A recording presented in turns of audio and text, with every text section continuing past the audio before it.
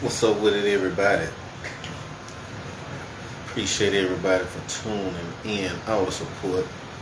You know what I'm saying? We love y'all back. Um, Once again, salute for our support. We can't thank y'all enough. Um, I want to remind everybody again about July 19th, the Kids Summer Food and Clothing Drive.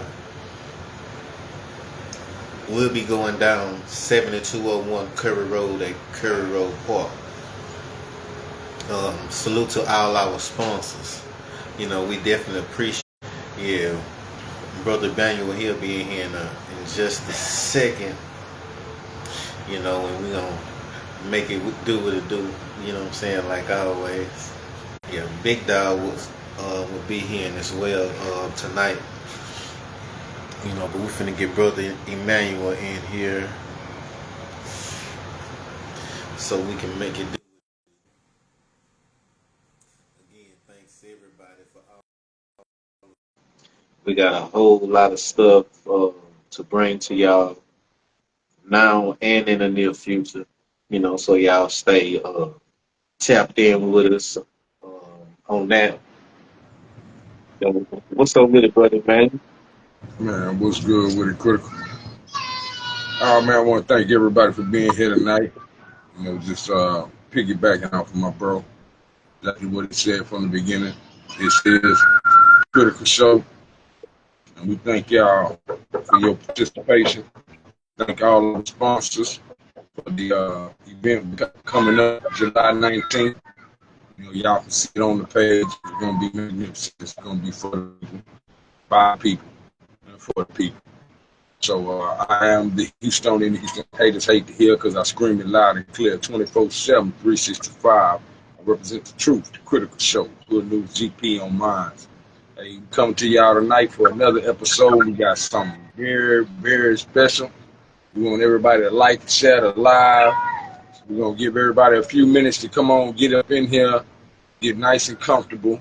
You know, we told y'all on the prior shows what we got planned for tonight, but you know, y'all gonna really enjoy the guests we have for tonight. We have a special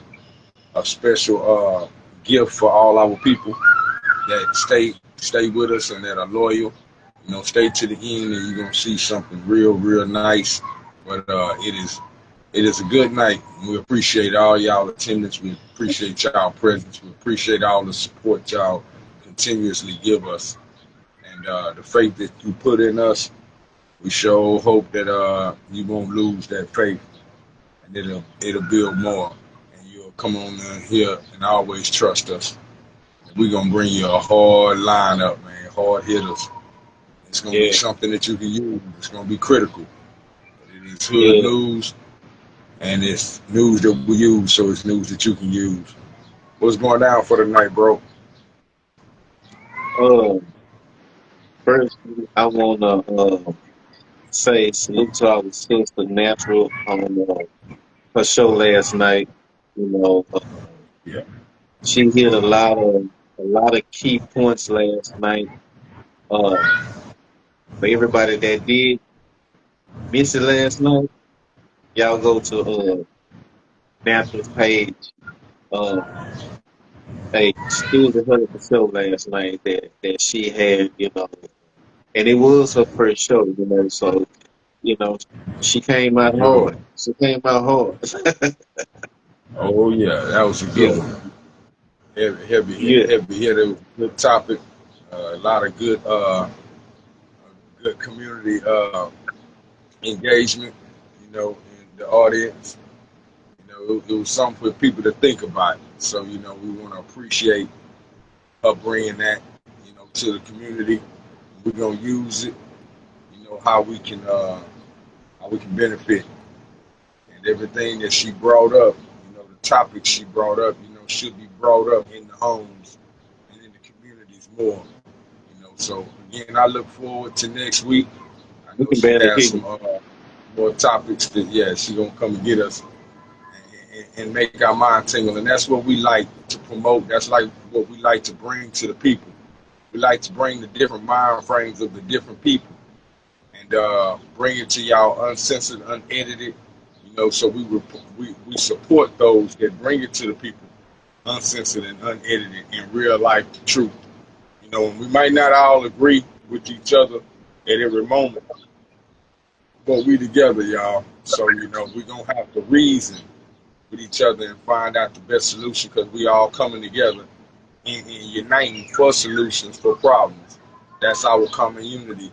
That's our community. So salute to everybody who's in the audience. Everybody, I thank y'all for joining our show that we asked to join. All our supporters that we saw in the audience, we supremely salute and thank y'all for coming and supporting the sister and her mission. I thought we wanted change. That was a great show. And the first inauguration topic was magnificent. The modern myth or reality. That really is something that we need to discuss because we're dealing with that. And I appreciate that she had a whole round discussion table of genders. She had the brother in the box, and the sisters in the box. That was just magnificent. So, salute to UEP. More important, salute to Queen Natural, the goddess, for bringing that divinity to us, to the people. And we hope y'all got something out of it, all those that supported and watched. Be looking forward to it again next week. We're not going to stop. We're going to hit y'all, every week after week, show after show. And trust that we put it together. What's up, So, Mr. Places? it is, y'all. Miss Joy. Remember, y'all, Hey, what? from the lip, not the hip. Don't get scared. Yeah. Tonight we have a special guest, Mr. Spencer Farwell. He's somebody that Cornell got over on as well. But how you doing, brother? I'm doing all right, brother. How you doing, brother Manuel? Peace, God. I'm Peace talking to you. about peace and blessings, man. I'm glad to be on the show, man. I thank you, brother, for bringing me on tonight. Yes, sir. Yeah. Can you tell us Yeah. how you got involved with Cornell? What was going on that made you contact him? Well, it all started with a civil case that I've been fighting for the last 8 years now. I was fighting and I moved my family to a Section 8 HUD subsidized apartment right here in Acres Homes, and it made my family real sick. And I've been fighting through the court system for like I say, for 8 years now. And when I ran into Cornell X, at first I reached out to Candace Matthews because her and Grizzy, Grizzy News, they Yes. was big and going to these apartment complexes that was in just that full of mold and slum lords. So that's how I really got in touch with Cornell. She gave me his number. But I told her, since you can't help me, give me Cornell's number. So she gave me Cornell X's number. And it was months after she gave me that number when I scraped up enough change to be able to give him something to start with my case. But when I hired Cornell X, I told him everything that was going on in the case, about all the fraud that was submitted to the court. And basically, once he saw all the evidence, he was amazed. He was like, "Black man, you just ain't had the right man on your team." So he said, "Send me everything." So I started sending him all my court documents, and he told me he'll take that $1,000 down, and I should, again, I owe him $1,500. So Uh-huh. by the time I realized Cornell X stopped answering the phone, I didn't give him the $1,000, and I just started trying to get my money back from him. I started sending him. I sent you all the text messages between me and him. So I've been trying to Facts. really get my money back from for like a year. And my case was so big, I thought maybe he would jump on it. And like all these people that's accusing him of taking money, he could have gave them all their money back. But right now today, he sent me a letter the other day, told me to give him a call, but the number goes straight to voicemail. Mm-hmm. So that's how he took my money. He was supposed to bring my case to mediation. So once he seen all the evidence, he said, "This is easy. Black man, he realized how deep it was. He stopped answering the phone. Hmm. Yeah.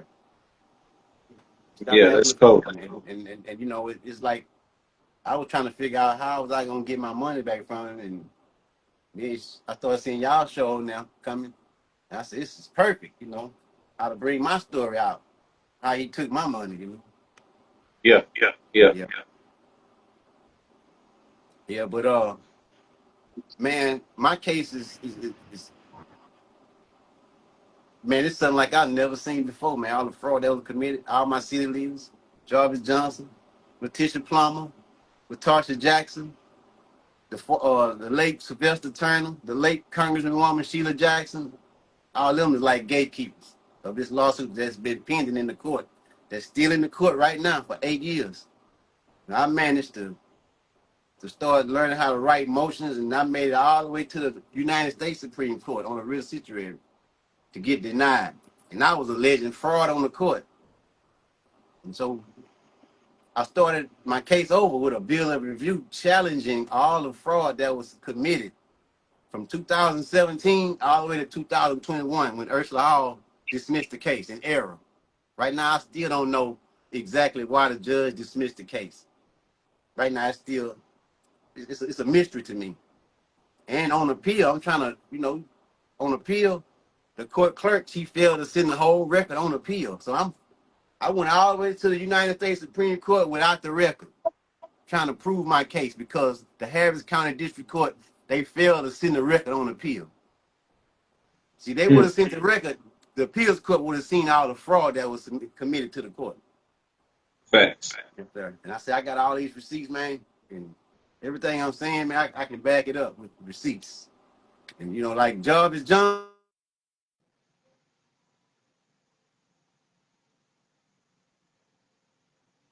Yeah.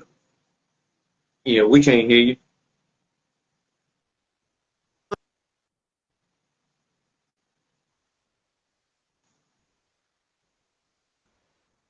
Yeah, we can't hear you.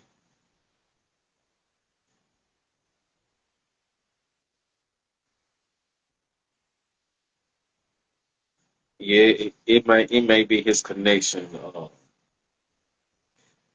But yes, yeah, it was his connection. He'll come back on. Um, yeah, but brother Emmanuel, he said, that it was some officials that are involved, some well-known officials at that.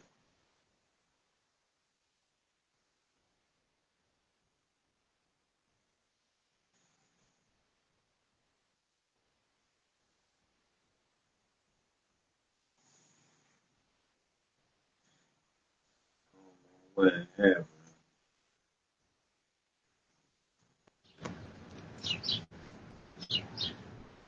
Yeah, yeah, Emmanuel. I think he need to unmute. He probably hit the mute button on accident on Yeah, his phone.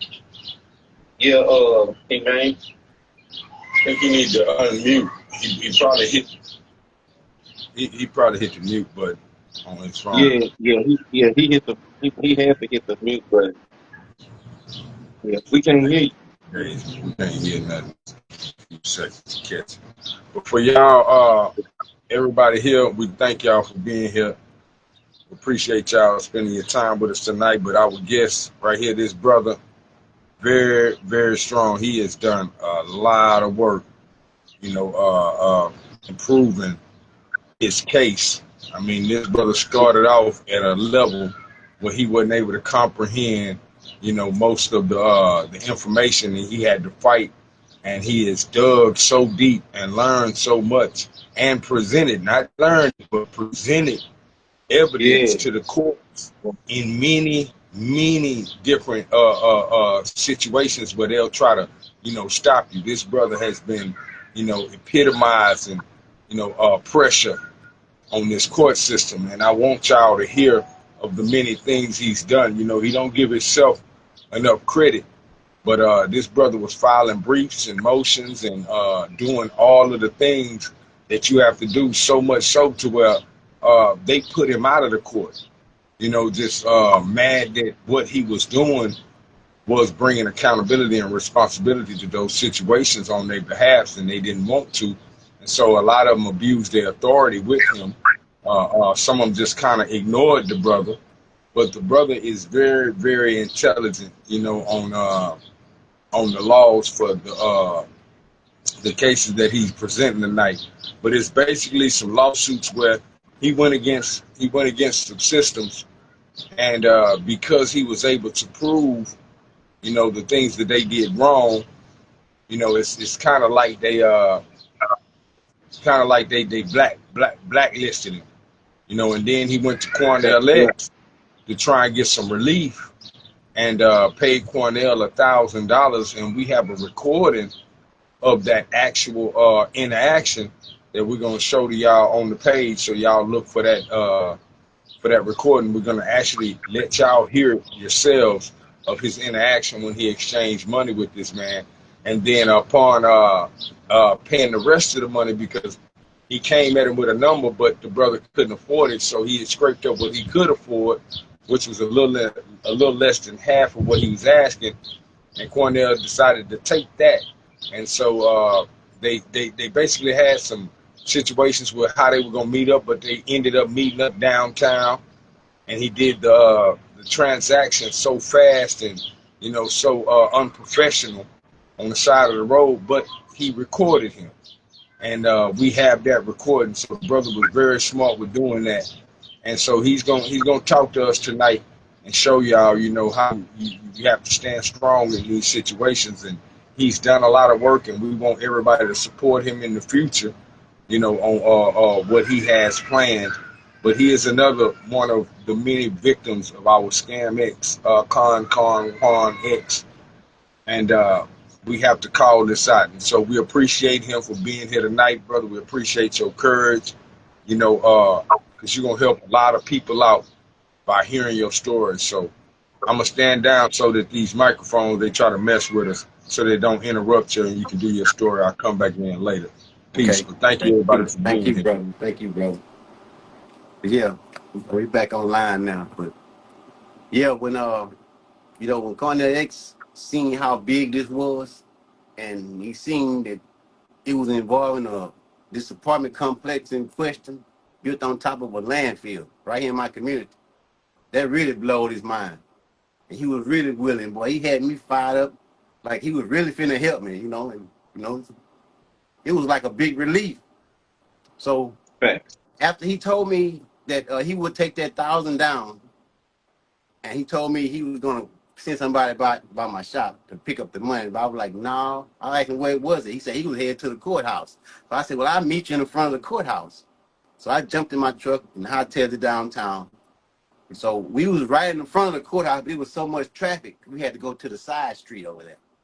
We went to the side street, and that's where we conducted business. I tried to park in one of the parking lots, but it was full. We were just gonna get out, but he was like, nah, let's just do it right here. So I put on the side and I jumped in his car. That was the first recording I sent you, because I recorded that when he took the first 1,000. Uh-huh. And you just assured me that, I just didn't have the right person on my team. And I sent you every last one of our text messages, and he was like coaching me through. All right, I had a brief that was due in the Fifth Circuit Court of Appeals.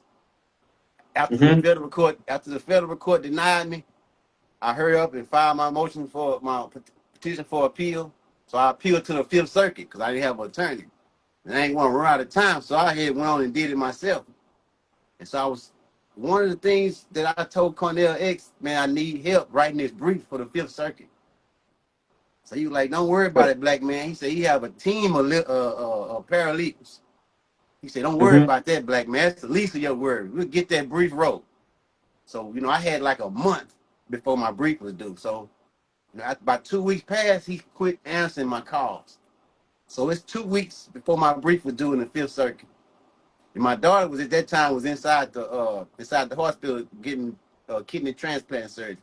Because the doctors called Huh? us one night and said, "We found kidneys for your baby. Get her down here." So during her procedure, that's when Cornell X, after I sent them the pictures I showed you of my daughter laying in that bed. All Huh? right, that was the last communication that I sent to Cornell X, and before he stopped talking to me. So Yeah. it was like a whole year, almost a year went by, and I'm a mechanic, so I was working on one of his Muslim sister truck, her air conditioner, and when she came, I told her what Mhm. Cornell did. She couldn't believe it because she knew him personally, so she called him. So he gave her an email address, talking about it was a private email, told me to use that email address. So when she gave me the email address, I turned my phone on. I said, "I got the same email address. This is what we've been communicating with." Well, he was full of shit right then, you know what I'm saying? So That's right. how I got there recording that last one is when she called him, and then she was coming to get her actual air conditioning compressor put on, and she sent me that text message telling another Muslim brother that she was on her route to my shop. So I forwarded Mm. to Cornell X, letting them know, "Man, I'm dealing with your sister and brother, man." So, you know what I'm saying? Fact. He's my sister and brother. I'm a Christian. They Muslim, but we still sisters and brothers. That's He right. called me, he called me immediately. And the first thing came out, I couldn't find the whole recording because I ain't got a name. I got the whole recording. He said, "Why you didn't tell me you was Muslim?" I said, "Ain't no damn Muslim." I said, "I don't got nothing against it. I'm Christian." And that's how I was able to record it. He told me he had one condition: to go to the mosque and become a Muslim. And that just broke my heart right there, man. I said, after you took my money, then you told me to go become a Muslim? Come on. And like right now, he just been running, dodging me ever since. And all I've been asking him is just get my money, man. Just get my money back. And we wouldn't That's have been it. right here right now because I would have still been continuing my fight in the court. But 1,500, That's right. 15, let me say, add. I don't know what that is. My screen. You So, know, and for everybody that's tuned in, when you say landfill, explain to the people what a landfill is so people have a good, what I'm saying, example. man, a landfill is where all your garbage go every Tuesday or every Thursday, whatever your trash day is. That's where all your garbage go, and it piles up and piles up and piles up and piles up for years and years and years, and they call it a landfill for just toxic waste, solid and Facts. Toxic liquid. waste. Yes, yes, yes. Toxic waste. That's right. Yes, and then that this part, you just can't take anything to a landfill. So in Nope, my you cannot. community, That's right. in my community, they had this is the one that I'm focusing on because this is the one that was ran by the city of Houston. It was called the Booker Landfill. And they got records that the city of Houston did operate it in one while after they took it from Raymond Booker. But then I got a list. I got 32 other landfills that's within walking distance from this one, all around in the area. DeSoto, Mansfield, Paul Quinn, all in the bottom of my community. And those are the ones that wasn't ran by the city. They was like mom and pop dumps. And there's no telling what mom and pop let these chemical companies come dump in their backyard just for cash back Fact. then. So, but one thing the city of Houston did, they made them register every last one of them. That's how I found the address. They had a ID number. So I put the ID number in HCAD and it gave me an address. And right now today, each and every one of those addresses got a apartment, a foundation on top, man. Homes. You know how they put 2 and 3 homes on one lot? That's Got a right. whole gated communities on some of them addresses, man. And the cold part, man, is that the city of Houston is the ones that are giving them permits to develop on cancerous property, man, that they knew for a fact was landfill, man. For a fact. And I got the paperwork. I got the TCEQ paperwork. I got the EPA. You know, they book up the papers and make it seem like it wasn't that bad. But come on, man. Toxic Yeah, is so, toxic. You know? And you know, I got the, you know, what's been eating me up. They got this farmers market going on around here, and like all my city leaders, they running all over here on Victory, over here to the Commerce.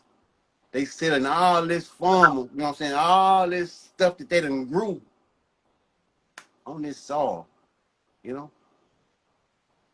And they go out, I'm talking about it'd be a big thing, the farmers market they call it, man. But that shit was grown in soil that was contaminated, man, from landfill and chemicals. yeah. Yeah. Wow, And it's that's crazy.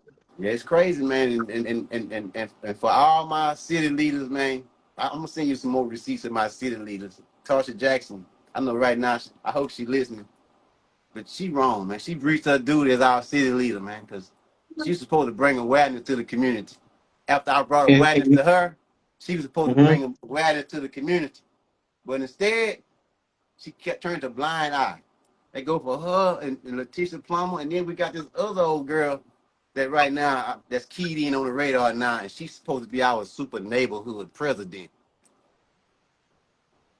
Come on, man, super neighborhood president, and she one of my Man, homeboy wives.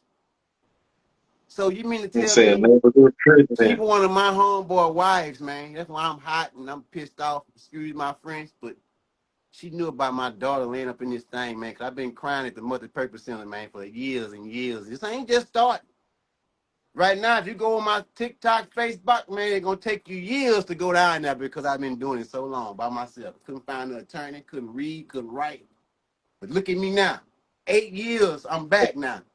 And I'm alleged You fraud know, on the court, and can't nobody don't even want to even talk to me now. Like that last motion I sent you, that's the one that's pending in the court. And I'm trying to see what this lady gonna do. We got a Republican that took the case. I had a hearing last month. Man, I ain't never had a hearing in front of the judge, man, in 8 years. Man, can you imagine how I felt when I went into this court? I'm sitting in front of the judge. 8 years, I ain't never been in front of the judge. They been keeping me out the court. They've been having me going to hearings on the telephone. Oh, you ain't oh heard nothing yeah, till I seen the transcripts of my federal court hearing. The judge, he hung up in my face. I knew it was fake, man.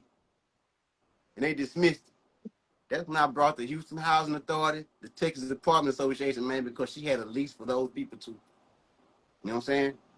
But they've been trying yeah, everything not to let this case get out, man, because this would be like Camp Lejeune, one of them kind of lawsuits, class action. Anybody that's done drunk that water or anybody that's done lived on Titwell on top of this landfill, and man, it's so many people, man. You know, this lawsuit thing ain't just started. It's been going on for years and years, man. yeah, They for used a to long call it time. Yeah, the West Donovan. They call them the Ella Park Terror. That group, man, them people they used to have wells right in the back of the landfill, man. They used to drink that water, all of them that don't pass. People been trying to get justice for years, man. Just because it's been the city fault, you know that's their court I'm fighting in, huh? Like I say, man, if yep, anybody's sharp enough to put my case number in and just see what's going on in that court, it'll blow your mind. And I'm serious. You got to put your hard hat, and your seatbelt on. Because, man, I'm telling you, something happened in that court that ain't never been caught before, man. I caught them committing fraud, man. It ain't just the 165th. I went, when Ursula Hall dismissed that case, man, I went in that court every day, man.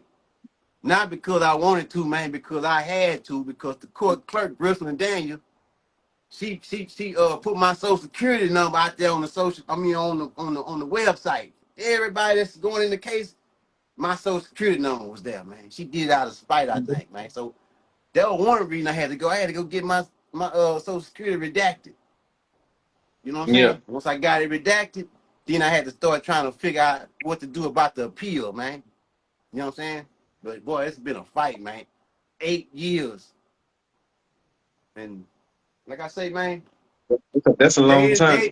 they they didn't want to now there's nothing in the court, man, but I put it all right here, man. This autobiography. So, you know what I'm saying? I wasn't using Yeah. this as leverage or nothing, because I want this to be over, man. Just get justice for my wife and let's sign whatever we got to sign and let's come on with our stipulations, you know. And I'm hoping And it, sir. what are the conditions of those apartments since they're on a landfill? What are the conditions? Hmm. Do you believe that by being uh, the apartments being built on the landfill, uh, you feel that it's that the public should be concerned about that, Yes. knowing that it's being Knowing built that, on the landfill? yes. I'm gonna show you the results of that. They didn't change it now, but I'm pretty sure if an investigator go over there and investigate, it's right back bad. But And who this who condition, this is like the condition of the vents. You take the vents down, and none of that seal. So man, it was so bad over there. Just look. I don't know if you can see them pictures of the HVAC system.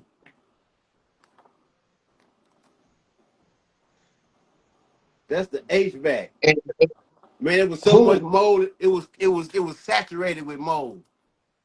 That was according to the mold test that I paid cash for. It was saturated. See, when Cornell seen, I sent him all this here, emails, and that's why he just knew mediation. I didn't really know what mediation was, but when it came out of his mouth, and I started looking it up, it mean when everybody come together and let's talk about this case. But it never that's right. happened, man. It never happened because he reneged. Because whatever attachment he got to the city of Houston, they probably told him, let that go. Fact. You know what I'm saying? He probably wanted to help, but somebody told him to Yeah, let that go. yeah. Just like my attorney, Craig L. Russian, my attorney, Craig Russian, somebody told him to let that go.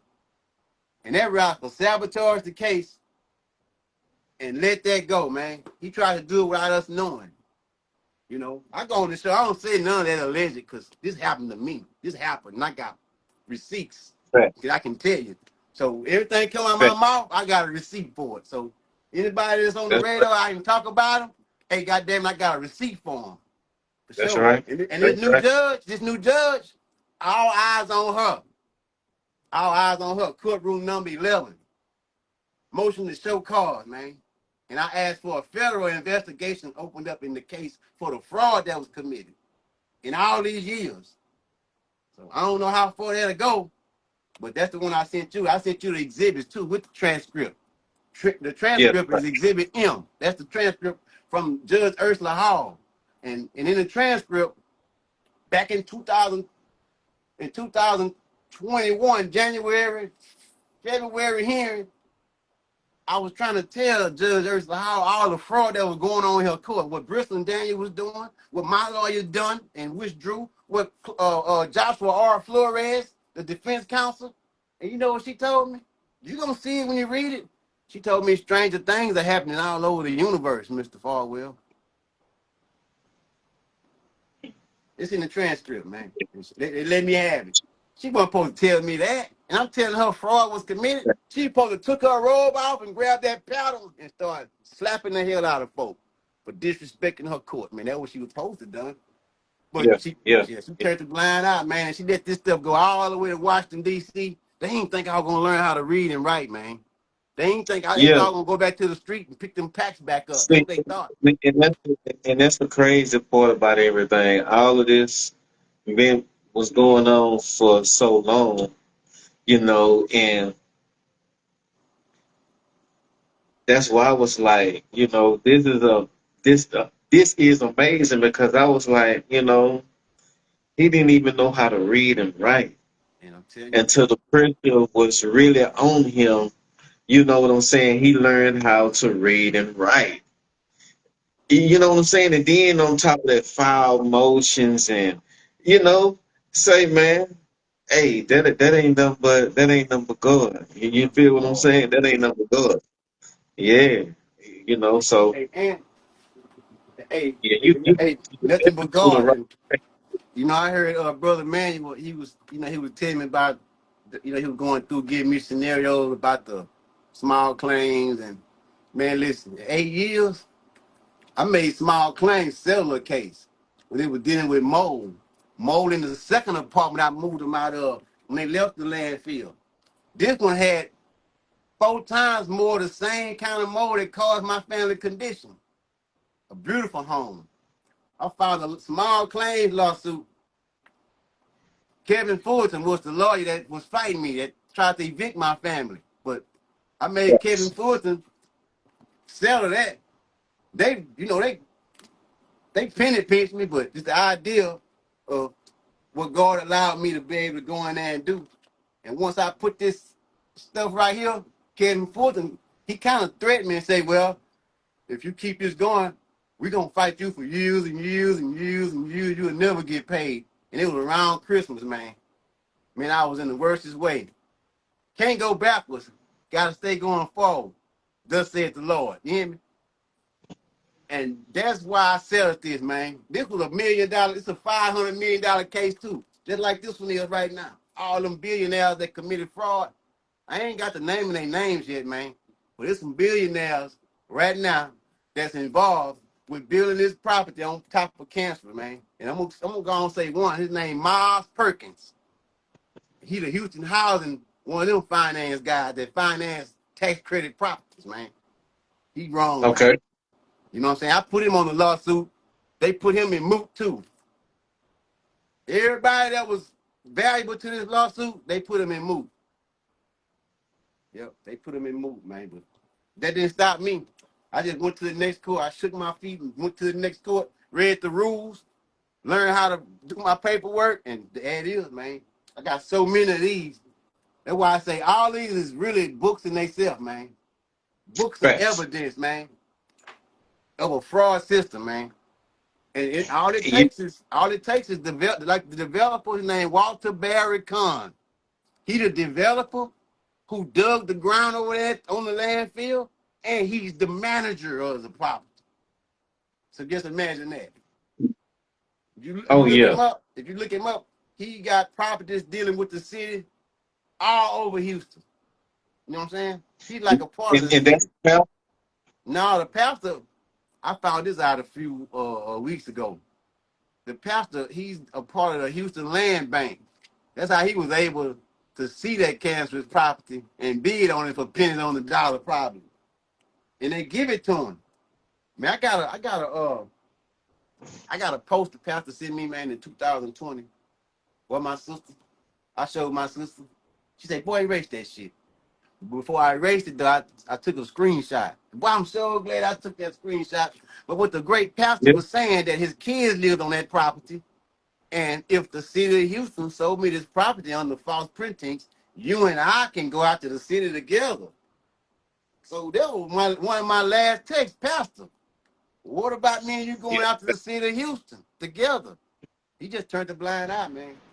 Right now, man, get up every Sunday morning and preach the gospel, man. And y'all seen when Five Star went in front of that church?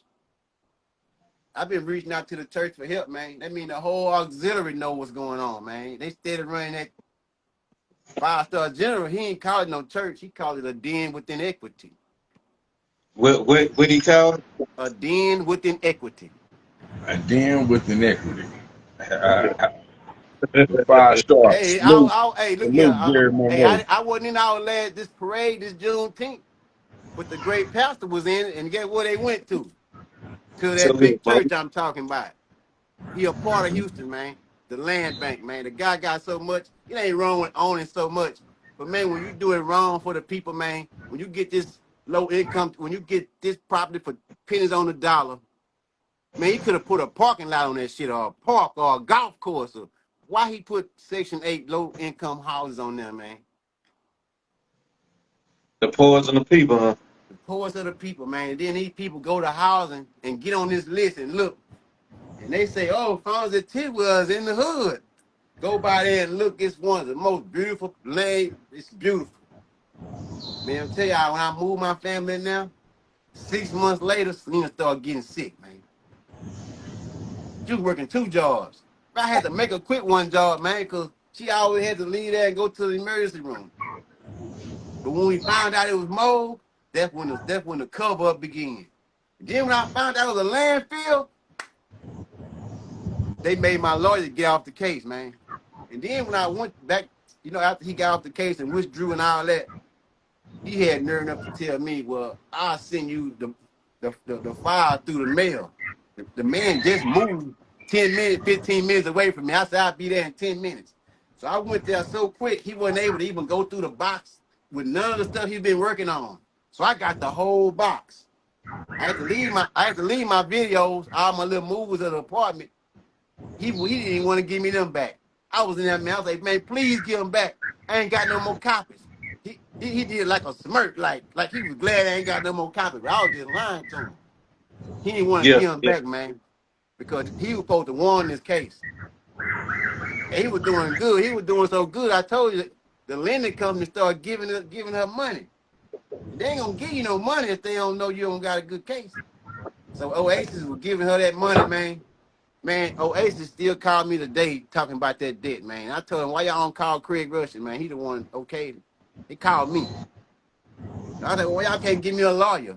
I told him, well, y'all can't give me another loan then, because I'm guaranteed I can win this case if I just had some money to give a lawyer. Wayne Delfino, he told me 10,000, he'll make one of them movies like he do. I want to see him too, man. I'm gonna tell you what Wayne told me, man. Wayne Delfino ain't put me down or said nothing bad. Wayne told me to go to the property and get 15 or 20 people and come back with an affidavit. This is what Wayne told me to do. But man, I've been doing this shit for so long, 7 years. Man, my family ain't got no more years to wait on no class action, wait on everybody to get ready. And I got this case like I got it. All I need is somebody to sign on. Cornell would have did his job, man. They would have settled this case tomorrow, man. I feel like Cornell made me lose this case, man, because if he would have been involved like he said, they would have settled quick, man. And I'm going to tell you, all right, they say in the rules, you got 5 years to challenge fraud on the court. You got 5 years. So that's why I filed my bill of review challenging fraud 4 years prior. Last year, I filed it in August the 9th. So from August the 9th to this day right now, ain't nobody even answered my lawsuit, man. Kristen Manafee, the pastor lawyers, ain't nobody even answering. Instead of them answering, instead of them cockroaches answering, man, this is what they did, man. They sent me they sent a letter from the federal court. But they were trying to get me sanctioned and jailed in the federal court. When I filed on the court clerk and I filed on the lawyer, man, I filed on everybody that needed filing on. I got them. And so this was one of the magistrate judge. Her name was Christina A. Bryan. So her recommendation, she wasn't even my judge, man. The original judge didn't want to hear the case, so he pushed it off on her. But they sent me a paper saying, if you sign this paper, if you don't give her consent. So nobody gave the lady consent to hear the case, but she still heard the case. And her recommendation was to dismiss this case with prejudice.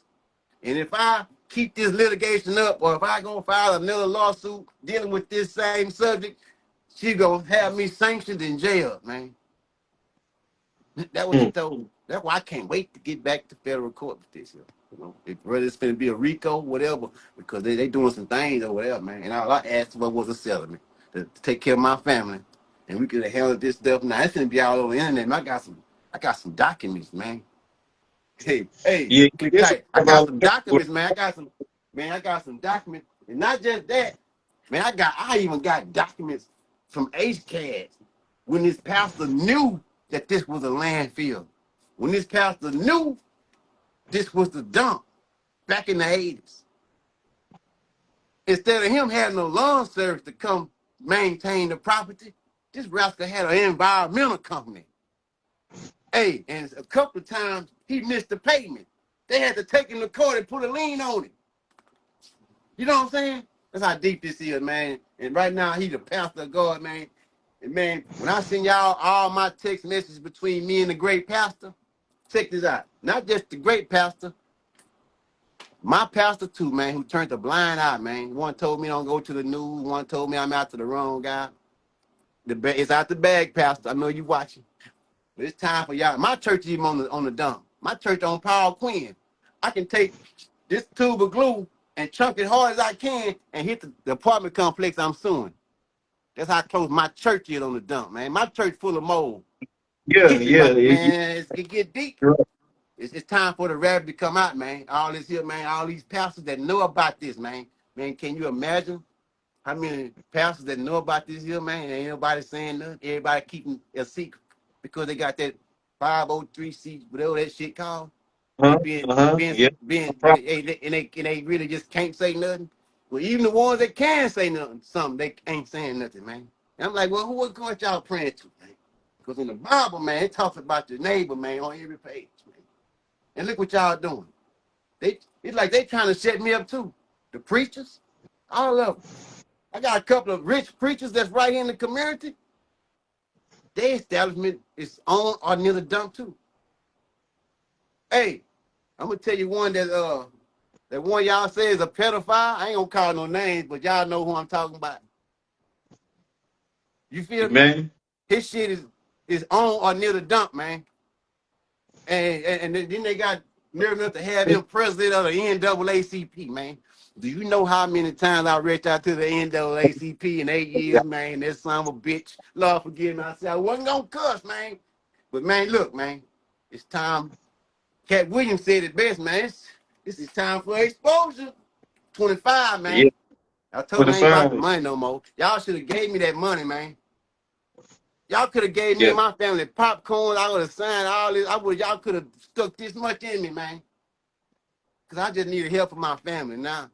Now it's about my community now. I done wise up and joined the Woodsy team now. So get ready.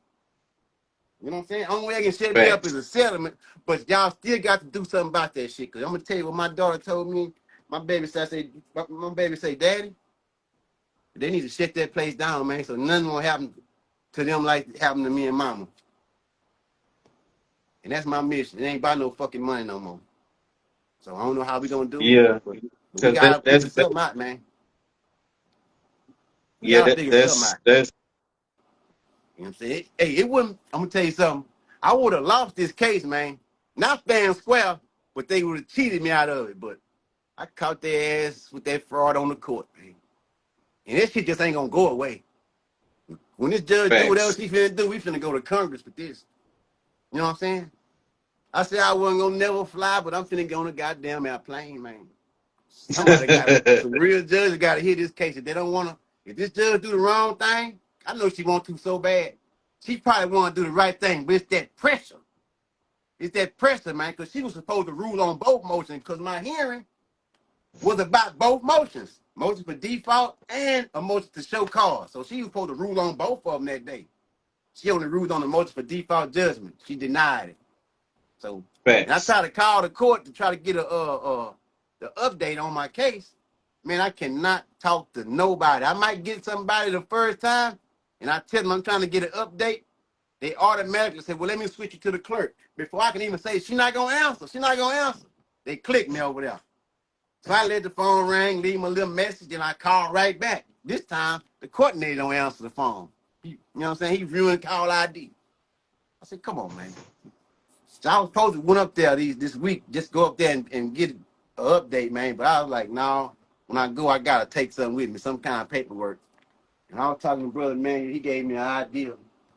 And, you know, tomorrow my mom's birthday, man, and every 4th of July, man, you're going to see, you look in the record, every 4th of July, I do something spectacular for the court, man. I write them something spectacular, you know. Yeah. I don't miss tomorrow because I got till the 8th. That's for my statute of limitation up on the case. Let her go and dismiss after the 8th if she want to. That's probably when I'm gonna hear from her after the 8th. Nobody don't want to talk to after the 8th. But after the 8th, that's when I'm gonna start working on part 2 of a prima facie meritorious defense by Spencer Farwell. You know what I'm saying? On the 8th, I'm gonna start working on it because I'm pretty sure I ain't been putting my cash up, man. It's just financially, I just been in the worstest way, man. And so what my daughter done, she did the GoFundMe. I don't know if you saw it, but so we put a GoFundMe. So man, I'm pretty sure somebody probably don't send something, but the powers that be probably stopping the GoFundMe because I got a paper in that GoFundMe. I found the lawyer. They told me if I had $35,000 cash, they'll take this case. They wasn't even here in Texas, which that's why I did the GoFundMe, man, because we need that kind of money, you know. And shit, they don't gotta give me a quarter, man. They can just give it straight to the law firm. You know what I'm saying? Or the 10,000, they don't gotta give me a quarter. Give it straight to Wayne Del Safino. Give it straight to Wayne, man.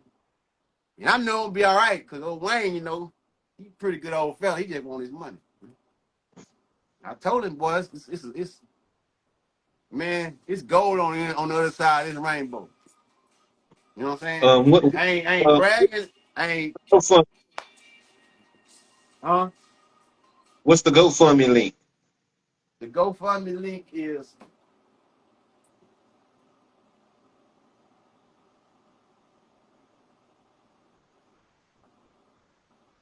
oh Yeah, shit. you ain't got to find it right now, but Okay, that was yeah.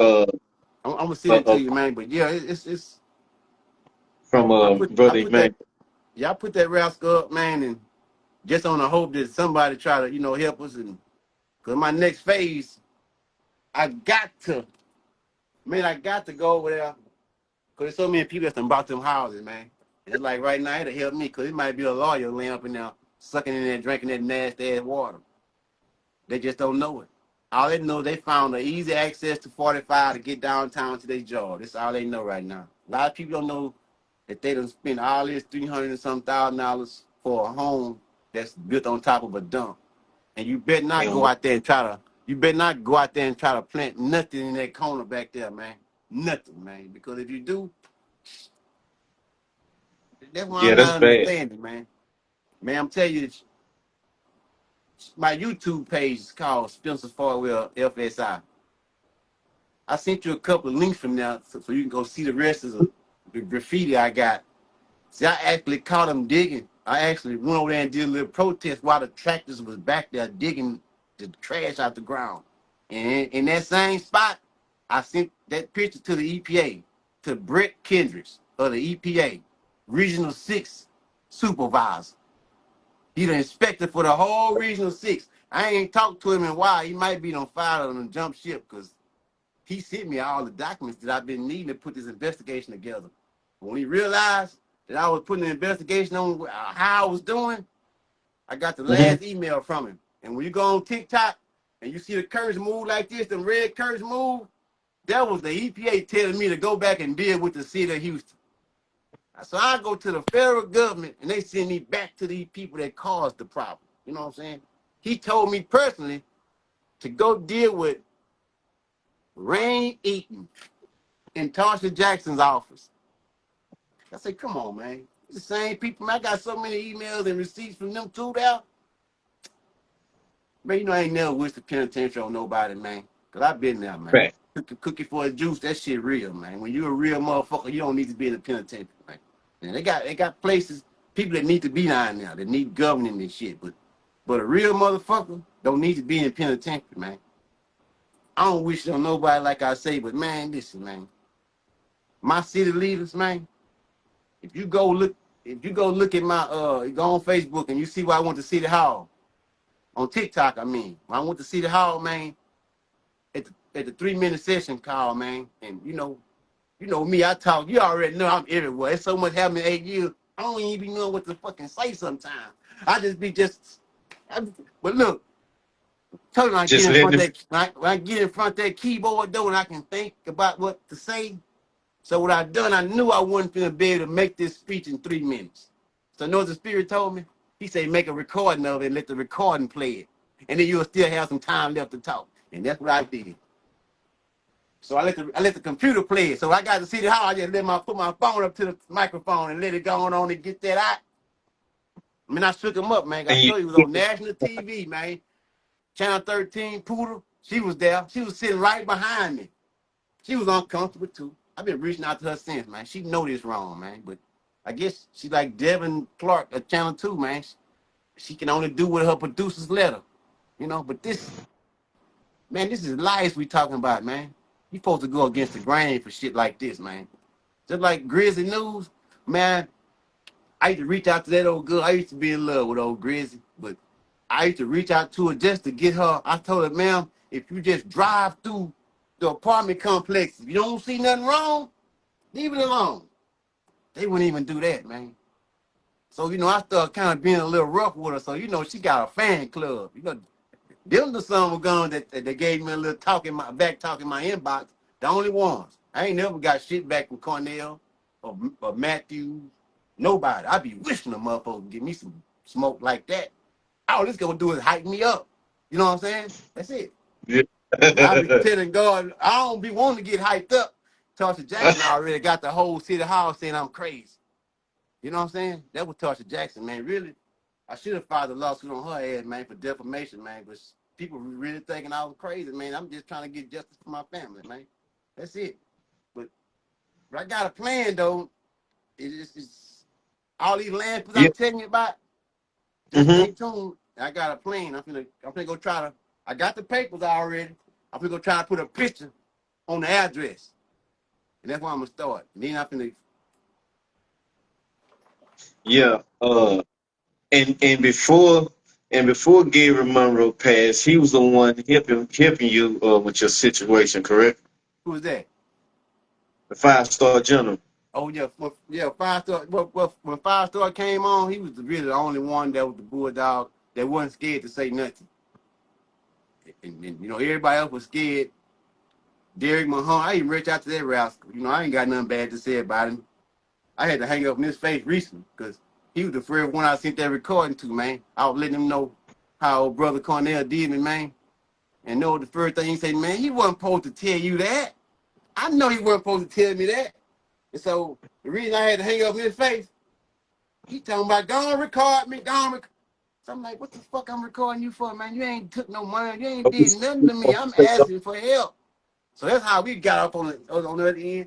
And all I was asking him to do was help me with this. And he said, man, I can help you with that. He told me that. That's why I kept reaching out to him. I can help you with this here. This is my thing right here. He turned the blind eye and then told me I was recording it. I was like, what am I gonna record you for, brother? Guilty Feet ain't got rhythm, man. I'm gonna tell you, when it all boiled down, all them puppets for the city of Houston, man. They puppets. And hey, they don't sell this case. But the thing about it now is, Whitmire's in there now, so they ain't gonna be able to have their hands in the cookie jar like they been having their hand in the cookie jar. Well, I'm gonna tell you this. I got I was trying to see. I got this old paper started, man, but I gotta take him off. I gotta take that rascal off because what made me put him on when I went to City Hall, they gave him heads up. So when I got out to talk, he walked out. That's what got me pissed off at him. You know what I'm saying? I knew he was half-ass, probably good guy, but he walked out on the kid, man. I was trying to tell him about my baby. You know what I'm saying? And then, man, I don't know. All y'all out here listening, I don't know if y'all got children, if y'all love them, man, but man, I'm sacrificing my life for my babies. I don't care. They say you ain't scared. Hell no. But boy, when I really realized that when them weapons may form, and I really got the aspect of what that meant, and I seen how God, man, just look. How God just got this my studio right here. See, I already got my podcast set up. I just told you I be needing like a sparring partner Yeah. because I get out of control. I'm still in my feelings, man. And the pastor done put me through so much, sometimes I can't control myself. You know what I'm saying? So I'd rather just be silent and just keep this paperwork in the court. See, I can't argue and cuss in the court. I gotta have this shit perfect or they gonna kick me out. See, they ain't kicked me out in all 8 years.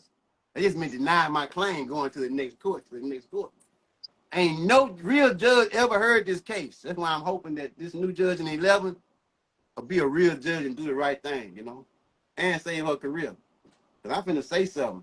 You breaching your duty if you dismiss this case.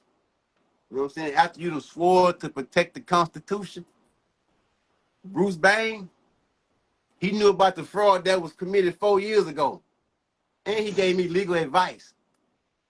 And during the time they was voting, during the time I was on 5 Star Show, When he wanted Mhm. me to say he wanted me to dog the judge out so they wouldn't vote for it, they'll vote for him. And when I didn't do it, he got pissed off and sent me a text message. Oh, you said she didn't do anything wrong. They say you don't supposed to bash the judge, but I want it. I'm ready for that smoke too, man. Cause I got some emails and I got all this stuff. Prove you gave me legal advice, man. You was gonna be my attorney, but now you end up Mhm. my judge 4 years later, man. You was supposed to tell somebody what Ursula Howard done or what Bristol and Daniel done. And then the coldest one, when he got in the court, Bristol and Daniel still worked there today. The court clerk she sabotaged the record. She still worked there today. So check this out. I was trying to tell y'all this today. So I filed this new lawsuit. It's called that bill of review. Man, when you go on there and you see me in the hotel room with all them exhibits on the bed and stuff, exhibit A through N. Man, that was gonna Mhm. hang her. A through N was gonna hang her, Joshua Flores, my lawyer, and all the stuff that judge allowed was in there A through N. Perfect, man. I told you, man. I've been trying to be like Johnny Cochran when I grow up. And so far, so good, man. Yeah, that's right. So check this out. Right now, when I was trying to put this motion that I sent you, motion to show cause, I had to go Mhm. in there. Them exhibits that you got, all of Mhm. them exhibits was a part of A through L, A through N, I mean. So I went to a restaurant and sat down. I had me a little martini, and I was trying to figure out which exhibits that I was going to use to make this motion powerful as possible. So man, Fact. I went to the court sites and look. I can't find the damn exhibits, A through L. That's the same thing Brooklyn did in the other case. She took the shit off. Like I said, I filed it in that court. Brooklyn handled my case. So I'm like, damn, did Brooklyn take these off too? So when I get into this new court, judge in the courtroom in 11, I don't even know her name. I ain't even learned her name. But so I got a new head clerk. So this was this new head clerk told me, man.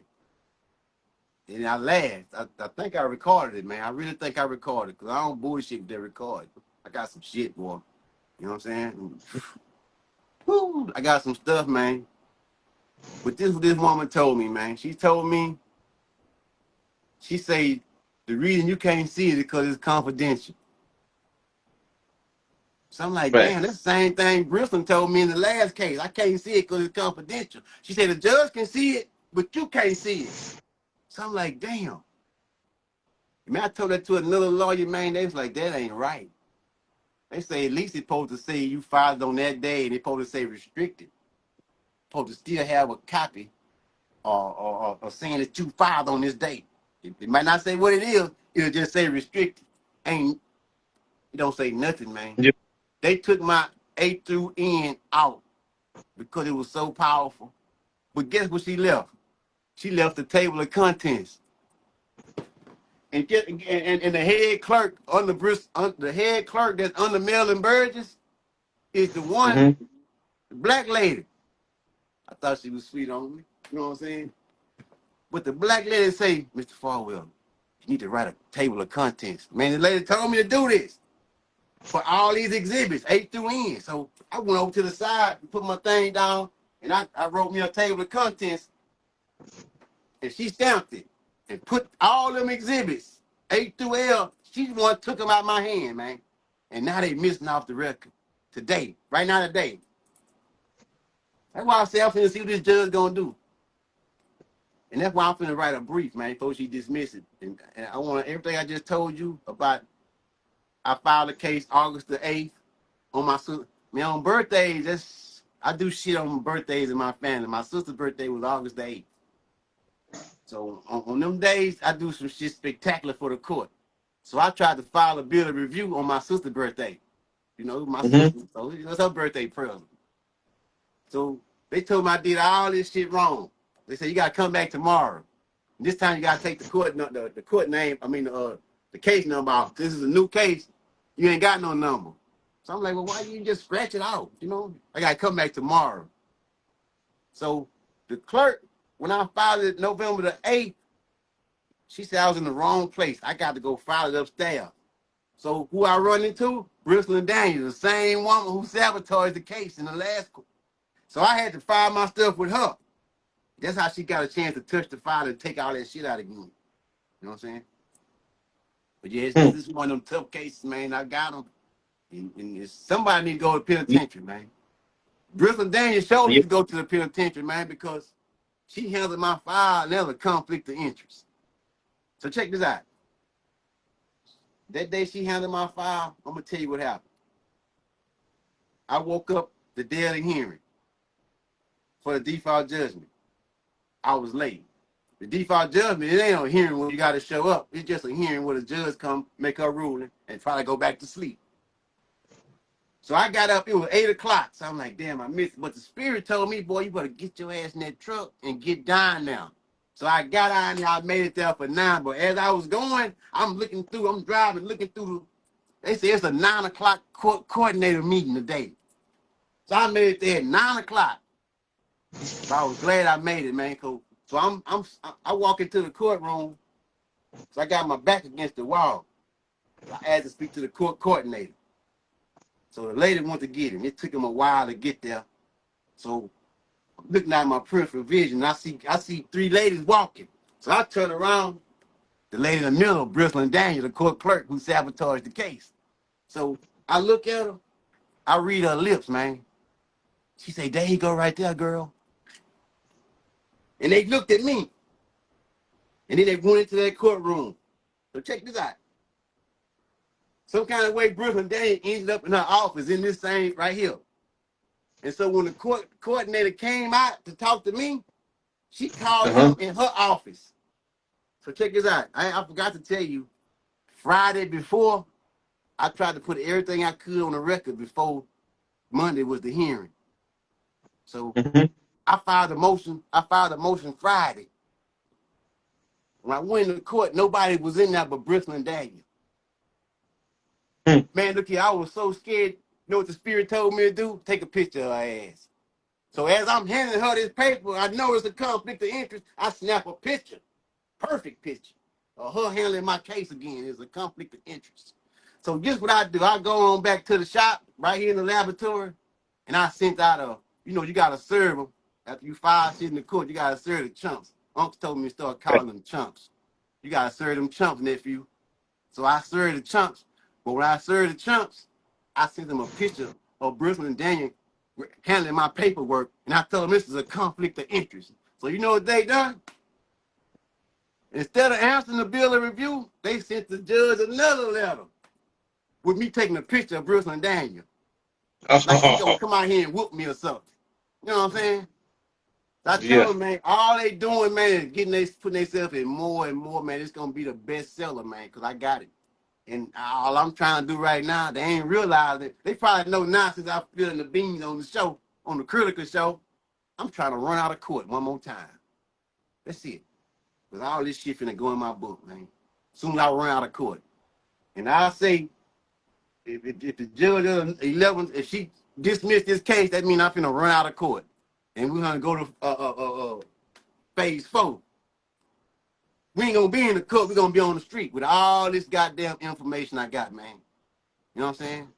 Man, look, like I say, I don't know if you heard about that 800 Middle Street HUD housing project they built, $400 million project that Mel Whitmire, he shut it down. They were supposed to move all them babies into this apartment complex, man, that was built on toxic ash. The old City of Houston incinerator. They built all this shit on top of it, man. They were finna move, but Whitmire stopped it. So Wayne Del Safino, you know Wayne Del Safino, that's my uncle, man. I'm gonna go and tell y'all now, man. My name Puncho, Wayne, my uncle, man. So Wayne Del Safino did my uncle did he added a special about the finance companies that finances them cancerous properties. And when I heard this name come up, it was called the Hudson Housing Tax Credit, way in New York. If you go on TikTok, you'll see it. So I'm going through my paperwork, and I'm like, the Hudson tax credit housing, they financing this council's property too. Man, I say, ain't this a Fact. bitch?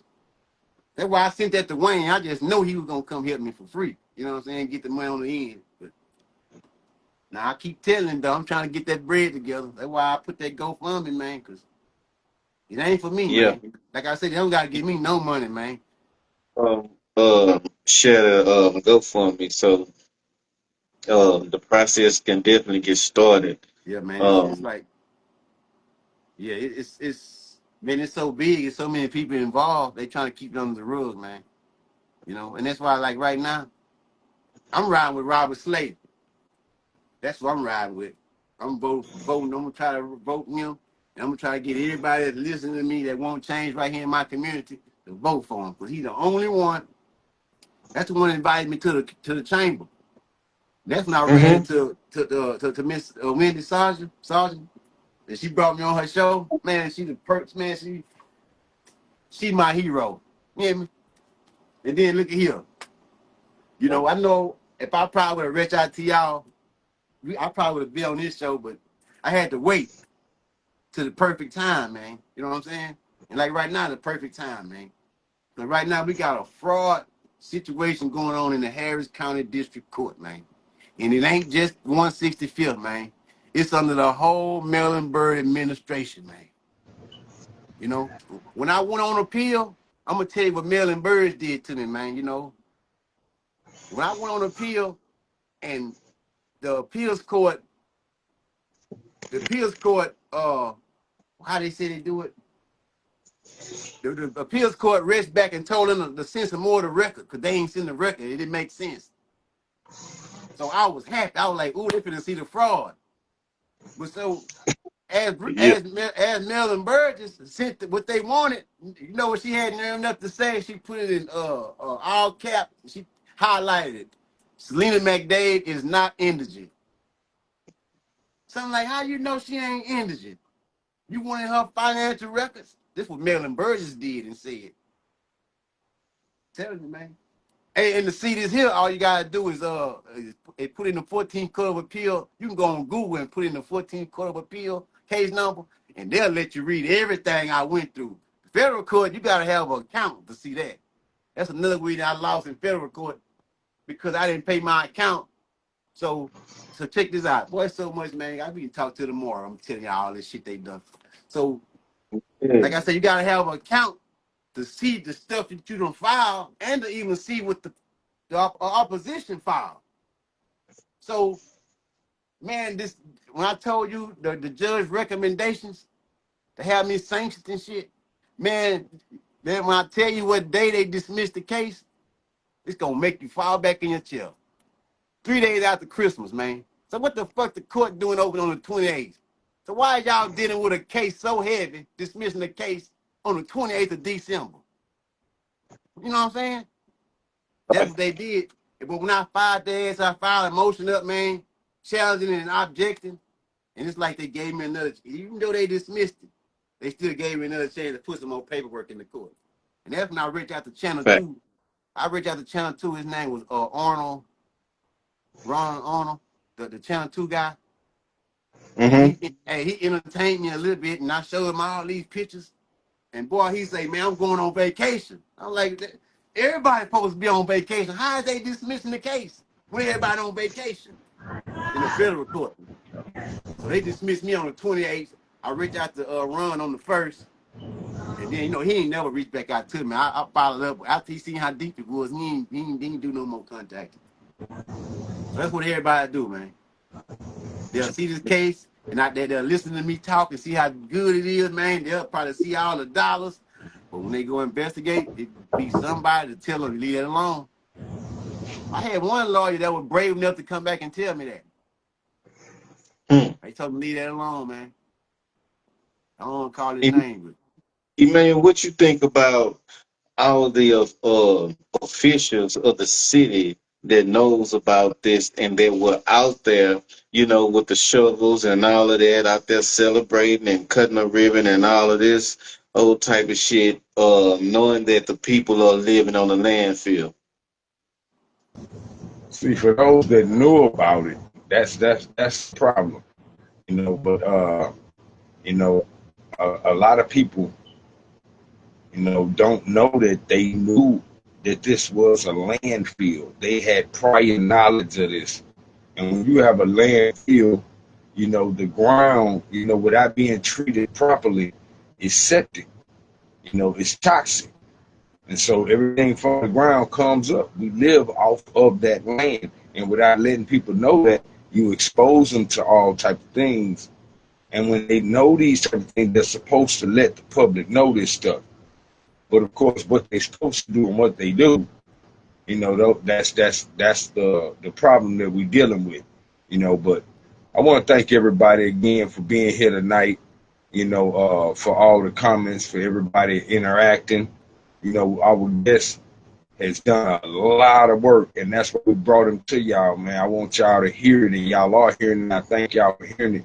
He's done a lot of work, to show this stuff. And in the legal world, it's a lot of briefings, a lot of motions have to be filed. When you're hearing the details that he's talking about, for those of y'all not understanding completely what this is, he's been filing all of the motions, all of the necessary stuff to get them to bring this case to a close, but yet they're stonewalling him. They're trying to keep him out, and everything that they're telling him to do, he does. Everything that they know needs to be done, he's already done. It's showing away. They just hating that this man knows what he's doing.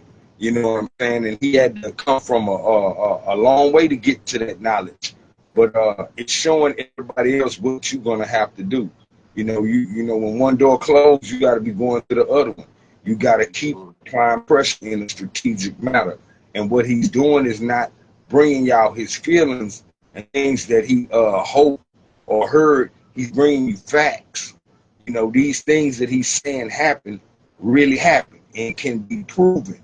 So these are the things that show the injustices. So these are the things that we all need to stand behind. So we won't stand behind what this brother saying, but we want all of y'all to hear it, and you can hear how he's telling about how when he needed that assistance from his brother, he gave him that money, and because his brother didn't do that, that caused a lapse in what he was able to do. And if the brother had done that, this situation would have been handled more effectively.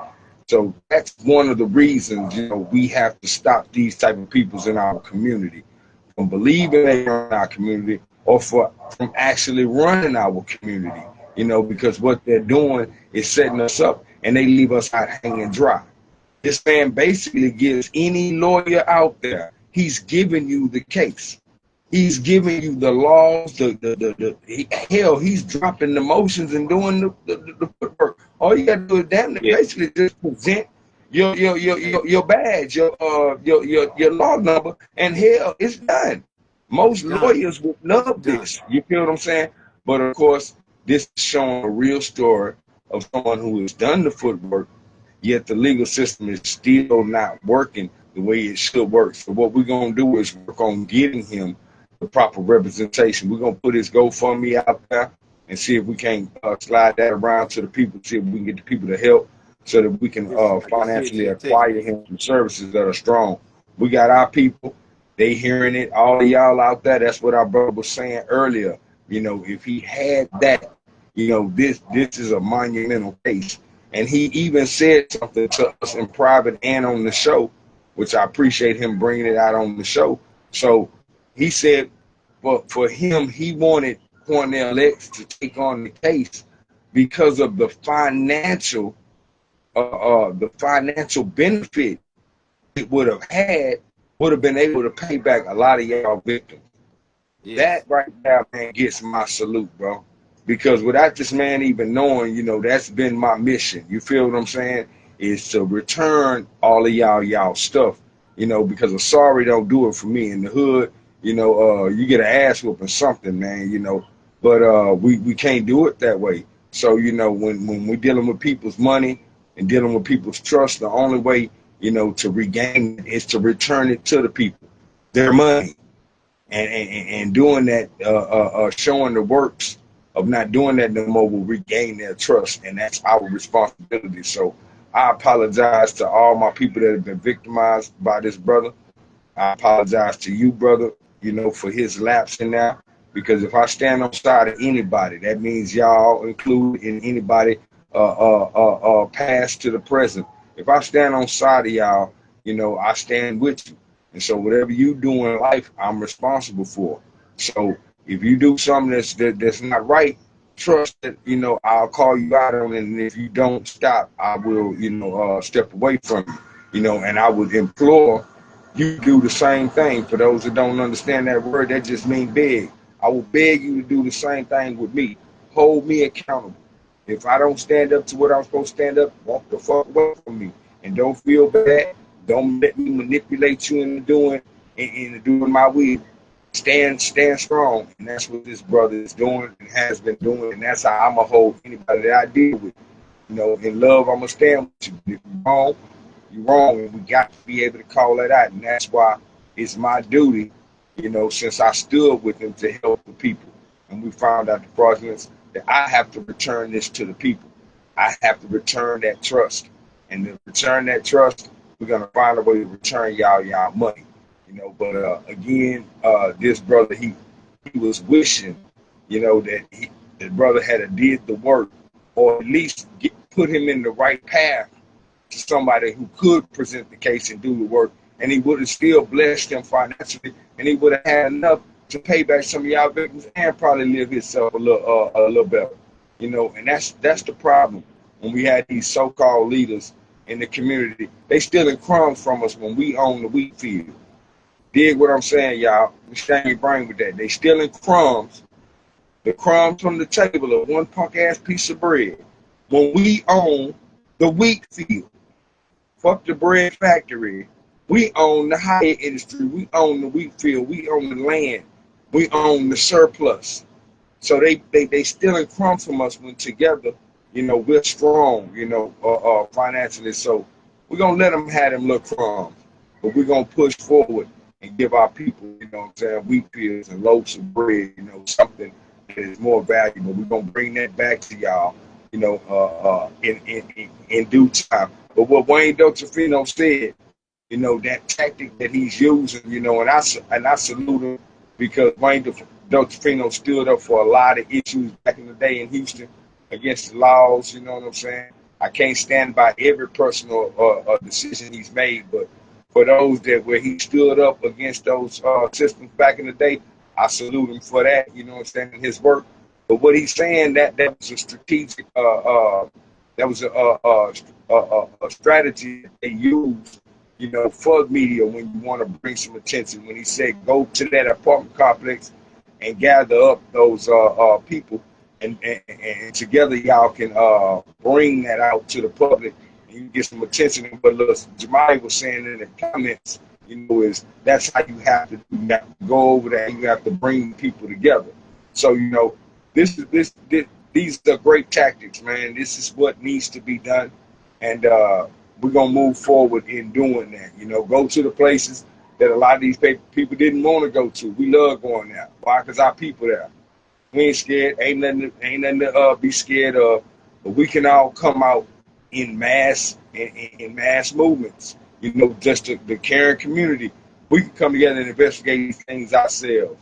From all of our many platforms together, hell, we'll bring attention on our own. We'll make that shit go viral. You know what I'm saying? We have to take this. This is ours. Take back ourselves, and this is the manner in which we do it. So we're gonna look forward to the future of everybody combining, and we're gonna run down on these apartments ourselves. You know what I'm saying? See what's going on, talk to the people, get them amplified on what they can do themselves, because at the same time, we're only as effective as the people that we help in doing something. You can tell me your problems all day, but if you're not willing to do the solution for your problem, you can't leave it in my hands. You know what I'm saying? I can assist you and I can help you, and we're willing to do that. But we need the people of the community to bind together and stand up against the people that got all that going on. Those are health violations. These people, Yes. people in all of our apartments around are dealing with mold and don't know how to address this. They get stonewalled, they get ran around. this brother is showing y'all the blueprint. You know what I'm saying? On standing up against that, because that is something that a lot of us deal with.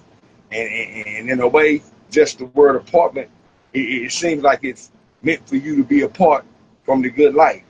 It's meant for you to be apart from the home ownership, because see, when you own home ownership, you have more control. When you're in apartments, you at somebody else's control.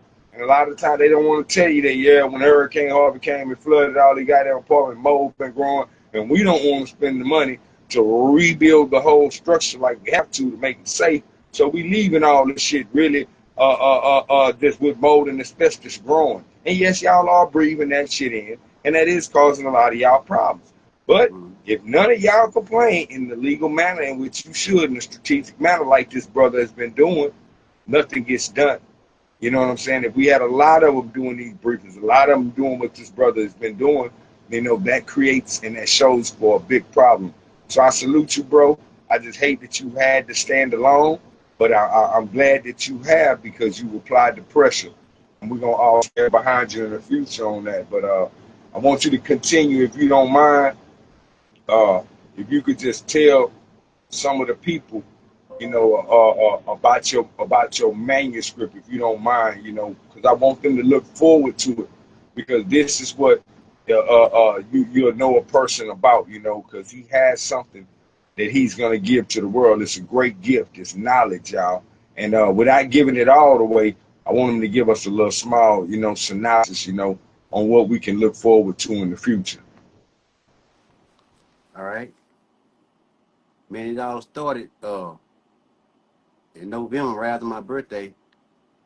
I was trying to put an affidavit in the court. I was trying to write an affidavit, you know. Oh, uncle used to always say, boy, you gonna be a storyteller. So, you know, I always thought I was telling the story of what happened. Everything, when the pen dropped, when they picked it up, tell every detail.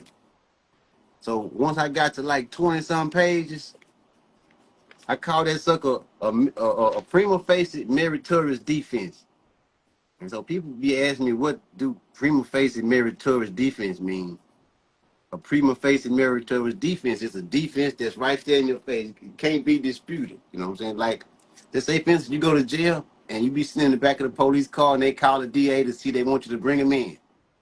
They got to have a prima facie defense against you in order for them to bring you in. And if they bring you in, that mean they got a prima facie. That mean they got the gun, they got the camera scene, you working in the building. That's prima facie. So now when they bring you to jail, now you gotta prove yourself innocent from this prima facie. So what I've done, when I realized what it meant, I put a prima facie meritorious defense against the whole system. The pastor, all the lawyers involved. I put a prima facie meritorious defense against them. Now they got to prove themselves innocent of everything I put in here. In all the courts I went in. So like I say, everybody that I ran across that either took money from me or either lied, that was city leaders, they are attached in here. This is just part one. Part two is I ain't gonna fool with it until I get this here sent off, you know. But yeah, that's what this consists of, man. Everything, every single thing that happened, you know. And you can get it, on my page on TikTok or on Facebook. If you go down, I got Microsoft reading a few pages. Some days when I Uh-huh. worked on it, I turned my live on and just gave them a little bit. But yeah, it's a beautiful story, man. And I'm just trying to get the finance to go and get it out there, man. Because that's all that's left right now. And I don't want to just put it out there halfway, or give it to somebody that's gonna steal my story. Somebody might have it already because I accidentally gave it to somebody. Not all this here, but when it got to like 20-some pages, I shared it with somebody. And that person never reached back out to me again to this day. And she a book writer. But that's all right, though. You That part was know, notarized, though. So, can't nobody tell your story like you. no, they can't, man. Especially when I put the icing on the cake. Like I say, when I had left the 14 Code of Appeal and my brief kept getting struck, one of my good friends around here, they sent me to a lawyer that was a pretty good friend. street friends or whatever they do, you know. But he hooked me up with it. So this guy charged me $1,500 to write the brief for the 14 Court of Appeal. You know, he in here too. When he told me what he was gonna charge me, I pulled my barbecue pit out. And I hustled up every dime of that 1,500 selling rib sandwiches and chips and drinks, man, to get that money. Yeah.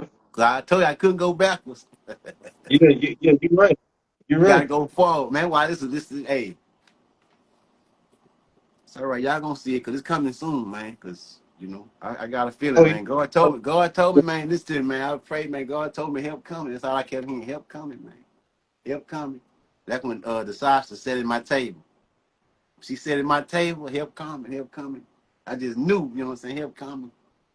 After her show, man, I'm telling you, all kind of doors start opening up. And then I'm on this that's right. show. You know, I'm on this show, man. Like I said, right now, it Yeah. ain't about the money. It's about this exposure. You know what I'm saying? I'm gonna be like Cat Williams when I grow up, just to get it out there, man. Money gonna come Yeah. from him. Cause when it go on Amazon and become like an audio book, man, everybody that come to the shop, I don't never send them You, a copy. I just let them read a few pages. Man, they don't put it down, man. you know, it's a hell of a story because all of these different officials that are involved in this particular project. That's the crazy Yes, part, yes, you know, and then we wonder why the city always saying that the city broke, they don't have enough funds uh, to get a police department, they don't have enough funds to give to the fire department, they don't have enough funds for the school teachers in the district. And that's why, because all of these officials are in this corrupt in this court. Yep, bullshit that's it. That's it. houses. That's it. So many different scandals that's going on downtown. You feel what I'm saying? Within the city, it's just really ridiculous, and that's why it's a must that everybody get out and vote when it's time to vote. Exactly. Vote these people out that haven't did nothing for the community. It's time to vote their ass out, y'all. Yeah, for sure. Both they ass out. Hey, and then send a few ass to the penitentiary, to like Angola, and let them trade Yeah. cookie for juice for a few years. You know, harming the community, they definitely need to go to jail. You know, Yeah, harming the community. I know yeah. that it's toxic. Hey, It's toxic. hey, check this out. I gotta get back on old, you know, Jarvis, man. That day at that meeting, old Jarvis Johnson was uncomfortable. I got so many good footages, but Jarvis Johnson, I just knew that rapper was gonna help me, man. But when I told you I done read so many lawsuits. That's how I'm able to start writing because I had to read something to get a roadmap to be able to get into this court. So I always take another lawsuit and just see the structure of it. You know what I'm saying? And read the rules, and then before you know it, number guard, man. You hear me? So, Thanks. so Jarvis Johnson, that old Jarvis Johnson, after the 5-star got on him and all that, I just knew he was gonna help. You know, then me and the 5-star, we fell apart, we drifted apart. And like I said, I was at HCC, Houston Community College, painting by. Hey, baby. You know, I had to do something to get out of here. Cause I was in here and I had to go do something. So I said, let me go to painting body school. I've been a mechanic all my life, so can't miss me with that. I said, let me go learn how to paint them. So I brought my project in, my truck, and I'm saying on my truck, man, I seen this little gray raggedy neon come in the parking lot.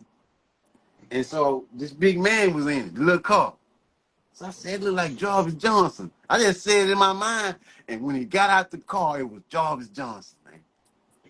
Hmm. So he walked up to my teacher, and I'm saying in my car, I was like, man, I ain't finna entertain that. But man, the spirit wouldn't let me say no more. He said, get over there and introduce yourself. So I go over there. So when I grabbed Jarvis Johnson hand, I grabbed it tight because I'm kind of, I was kind of upset. You ain't help me, you just lied to me, man. And then when I let y'all Fact. vote, I let them vote, man. After they lied to me, they all lied to me. I'm gonna tell you that just in a minute. But when I held his hand, I say, "You remember me?" He was like, "No." I say, "Spencer Farwell." He say, "No." I say, "Isaac Matthew built the apartment on the dump." "Oh yeah, yeah." So immediately he jumped in his car and he talked to my teacher. He say, "Man," my teacher came to me and say, "Man, whatever you said to him, he forgot what he was here for." That was his grandson's car. He was trying to get painted for free. You know what I'm saying? Then they tell me that his ex-wife worked at my school. Well, I used to always be in the hall trying to find us just so I can tell her the stuff that he been doing. You know what I'm saying? I could never find her name was Miss Johnson too, but I could never find her. I used to ask for it too, but yeah, man, that old Jarvis Johnson, man, like right now, I found the lawsuit that I read that was about the Ella Park terror, the people that caught all the council on West Donovan. And when they got to Right. hollering about Johnson, and I researched who Johnson was, and that Jarvis Johnson was our city council leader for this area for District B when the pastor built the apartments. So I'm like, well, I be. So he been knowing. So when I came to him about Selena being sick and stuff, and he promised to get help me get a disability, man, I had to get a disability myself, man, through Victor McCrease. I hired Victor McCrease. Victor McCrease, they denied him. So they sent Selena a denial letter in December, and the 60 days was up in January. So I'm like, well, where this letter been? Victor McCrease say they didn't get the letter for denial. Victor McCrease said they didn't get the letter of denial. So, by me being short, I said, I'm gonna appeal it myself. I said, I'll be down there in the morning. And he said, just give me the file. Let me appeal it. I had 11 days to appeal. So when I get down there, they say, "Mr. Farwell, we're gonna make sure it happens. We're gonna make sure it happens." So look here. This big old tote right here. I took this big old tote on wheels with all her doctor information, all the information about the landfill, all the lawsuits. And I dropped it off at Victor McCrease. And I dropped it off at Victor McCreese's office. And I told her, you need to enter this into her file when you appeal. They said, well, we can't do all that. Well, give me her file. That's right. First, one of her caseworkers, her name was Lisa something. She already told me, "Mr. Farwell, good luck with getting her any benefits after that lawsuit you just filed." That's the one where I had added Houston Housing Authority. When I told you they put it moot, I sent them a copy of Definitely. that lawsuit I just filed. And I say, man, if she don't get up in the add y'all on here, man, obstructing justice. Man, I'll tell you, after she told me that, and I out there on Facebook a little bit and say I'm still in my feelings for Lisa telling me she wished me luck on getting her benefits because I filed this lawsuit. And I threatened her ass to put him on this lawsuit. And shit, last That's right. Christmas, she got disability. I said, if she don't get disability this time, y'all finna be wrapped up right here with this landfill shit. And they gave her disability. Yeah. They ain't want to, but they still screwed out all her back pay, man. She been down, man, since 2017, man, 16. They owed her so much back pay, man, but Victor McCrease took half of her money, man, and he ain't do shit. I did all the work. I took him everything. Just like I took Craig Russian, I took him everything before he even started the case, man. That's why when I took him the case, all he had to do was get what he say? All I need to do is put a timeline. This is his exact word. I recorded his ass too. I got some records of him. He don't even know it. Way back then, I've been recording. He said, all I need is a timeline, man. I That's need a right. That's right. timeline. After he got the timeline, he immediately gave us $2,000. Cash, you know what I'm saying? A check, wrote us a check. That's why it was a good case. He was working for a company named Ben Bronson's Legal Service. See, Ben Bronson is in this too. See, Ben Bronson's company was the one gave us the money. So after Craig Russian, we dropped the case, and I reached out to Ben Bronson. I told him all the fraud Craig done. They was like, we didn't know he was doing none of that. They Yep. said, you don't, that's what they told me. I recorded that shit too. You don't owe us nothing. You don't owe us no money. They knew this shit was fucked up what Craig done, man. You know what I'm saying? Mm-hmm. And then check this out, Right. what I done. So after Craig Rushing withdrew off the case, I called Craig. He said, I'm not y'all's lawyer no more. So I'm like, well, who lawyer? I say, well, who our lawyer? He said, you gotta talk to Ben Bronston. So I called him and I asked him what Craig Rushing was. And so they told me Craig Rushing's out of town. So I say, well, all right, I'll be there Monday. So I got there Monday. They say, Craig Rushing's still out of town. I say, man, Craig Rushing just told me he's not our attorney no more. So they you know what I'm saying? So they said, well, now Craig Rushing quit. I said, well, look here. Since Craig Rushing started this case, I need y'all to get her whole file and send it to Craig Rushing. And that's why I messed up right there. I made them send the file back to Craig Rushing, and like 5 or 6 months later, that's when Craig Rushing filed a motion to withdraw without us even knowing. And the only reason I knew he was withdrawing because I was on the computer and I seen a motion for submission docket. And so I told Selena and the kid, we going to court. We got a court day. When we get there, it wasn't no court day. So I said, well, what is it? She said, it's a submission. Your lawyer trying to withdraw. I said, well, he ain't told us nothing. I said, ain't nothing I can say. And right then, I was able to file a motion while he was still our attorney.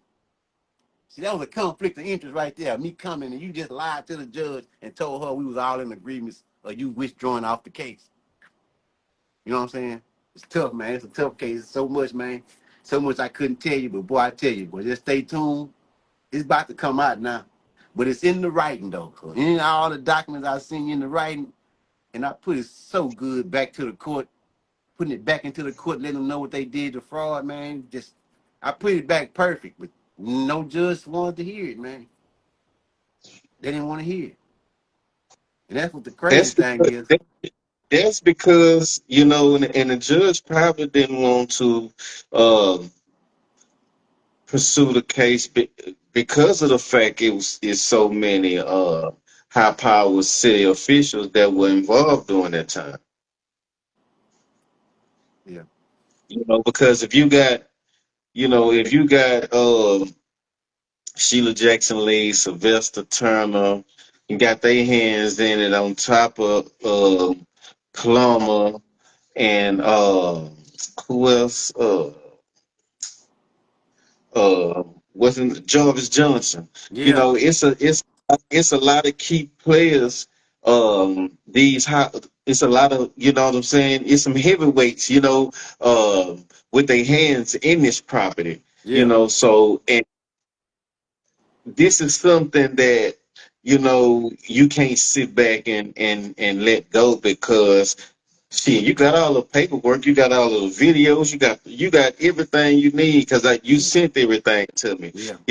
and it's it's so many exhibits and so the text messages and all, and that's why I'm steady, sending stuff to brother Emmanuel, so we can get together and put our notes together, but it's a lot of stuff. Yeah, it's a It's lot of stuff, definitely a man. lot It's a lot of to stuff, man. It's like it. the Da Vinci Code, man. I'm talking about Yes, you ride down yes, the street now, that joker take turns, and there's so many people involved, man. There's so many yes, people. yes, That's why I was like, yes. man, I wonder who's a part of that LLC.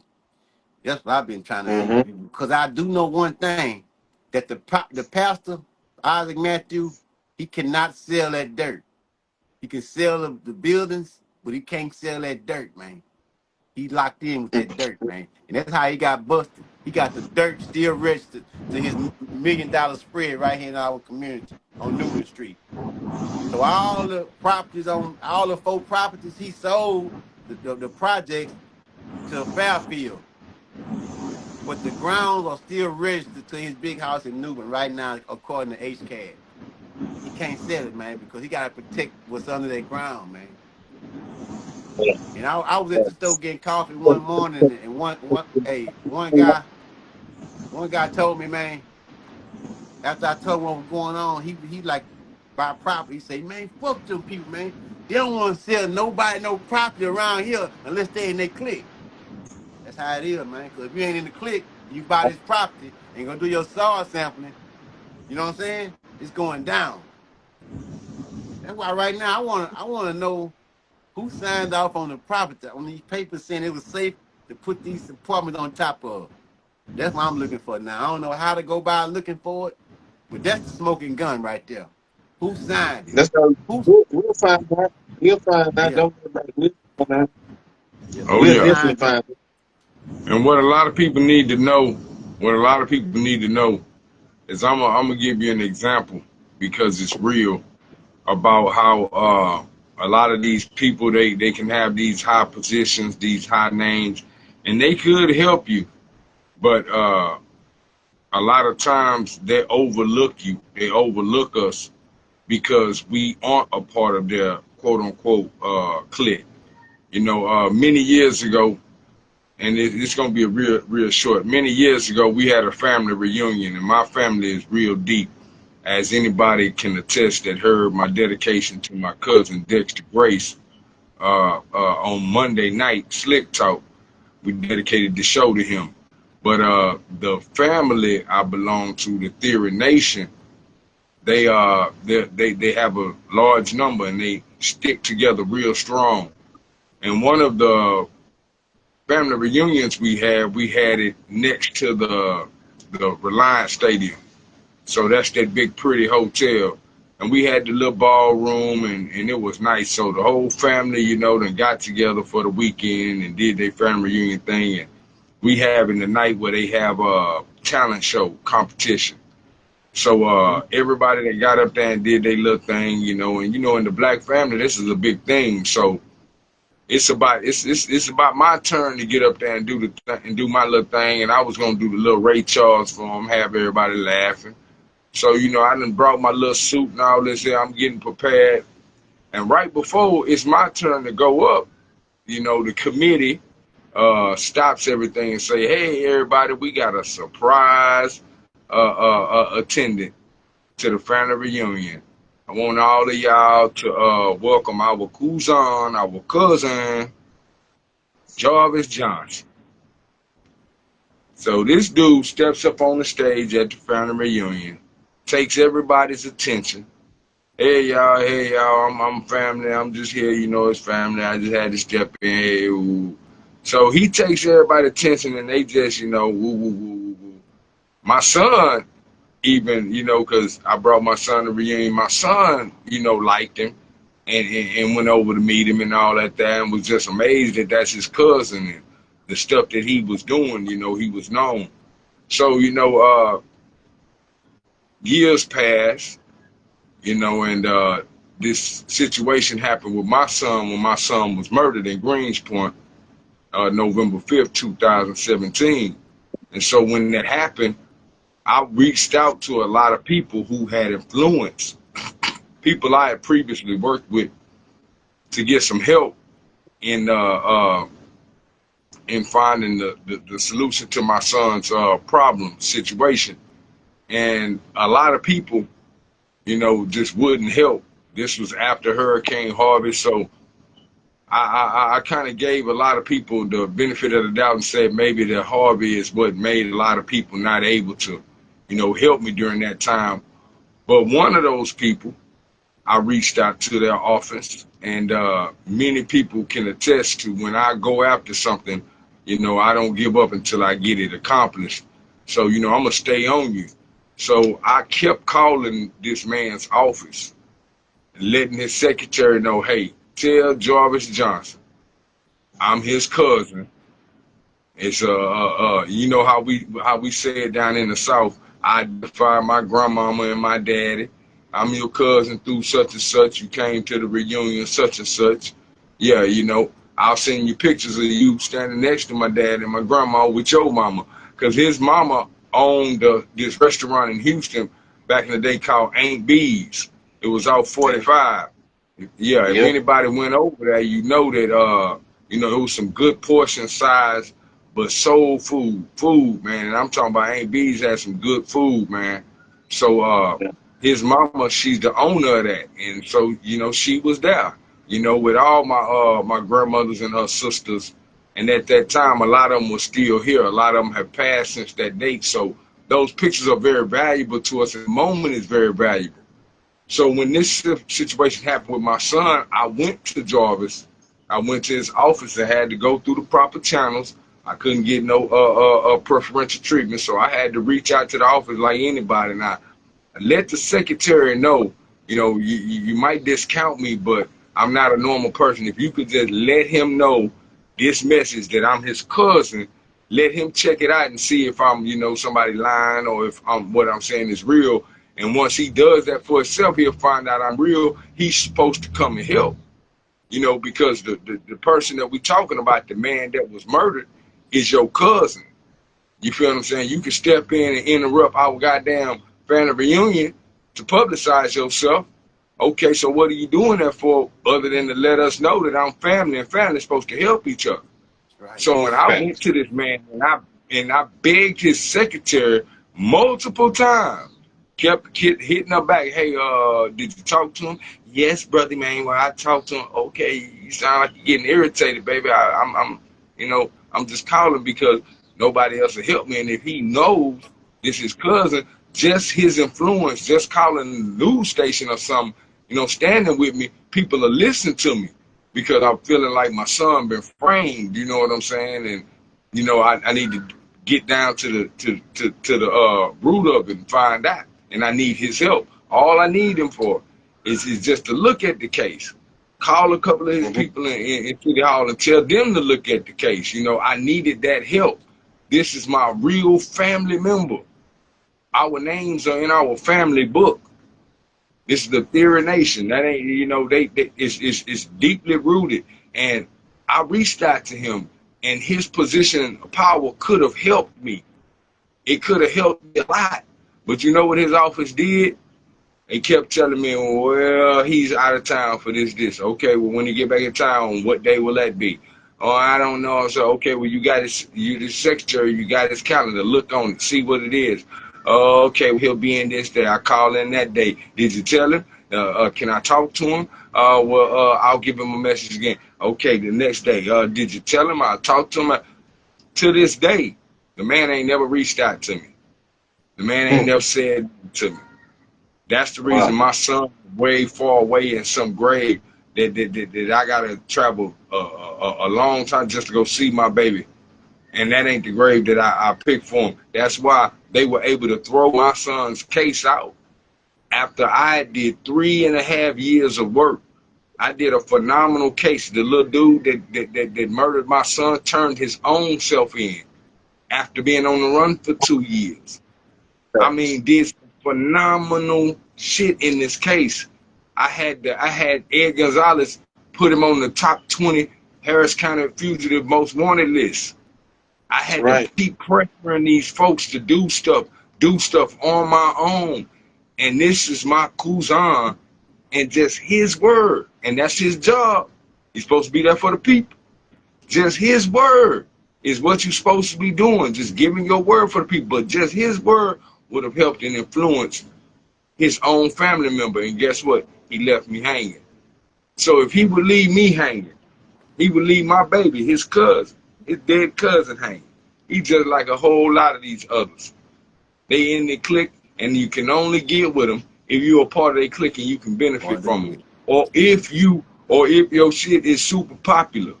Once this go to Netflix or Tubi or wherever, and the name Brother Emmanuel and Justice King Blake is ringing in everybody's ear, then you're gonna want to say, yeah, that's my cousin, that's my little cousin. Yeah, that's his dad, that's my cousin. Yeah, he fought that fight good. Yeah. When everybody cheering for me. But when I needed you, you wasn't there. You act like I ain't exist. And I like that shit because a motherfucker can't tell me I'm lying. His secretary damn sure ain't gonna tell you that. She gonna tell you, man, that man got on my nerves when he was. Yes, he was calling. I was giving your ass the messages. You didn't do nothing. He didn't seem like he was nobody. You feel what I'm saying? But my baby is somebody. And all those times that I was on the news and all that there, protecting Cornell and out there bringing people's stories to the light for the public, all those times I'm the same man. I'm your same cousin. You ain't see me because a lot of them not paying attention to the real issues. They're paying attention to who can help them out financially, who can get them some back payments, who's the influence that they need to bind with and sign their rules in the law, even if they don't agree with them, just so they can have some strong political ties. A lot of them playing the game with us. And I had to see that. I had to go through that and witnessed it firsthand. And that's why I'm telling y'all these stories, not to bash them, but to tell y'all the truth. I'm a family member. That's my real family member. And I'll tell people, he ain't gonna do shit for your ass unless you something that he can benefit something off of. And I don't give a fuck how he feel about this shit, because it's the truth. It's too late for me. You can't run to me now and say, hey man, I heard a podcast, my name was this. Hey man, I didn't know that was your kinfolk. Yeah, you did. Yeah, you did. You just didn't give a fuck. And so a lot of y'all, you need to understand that a lot of these people, they're not going to solve your problem the way you need them solved. So you're gonna have to keep pressing yourself. Just like this brother, excuse me, has been doing. What'd you say, bro? What'd you say, Chris? Look, for everybody who hasn't never seen. That's my baby. That's my baby right there, y'all. That's King Blake. That's King Blake. You did? That's his cousin. That's Jarvis Johnson' cousin.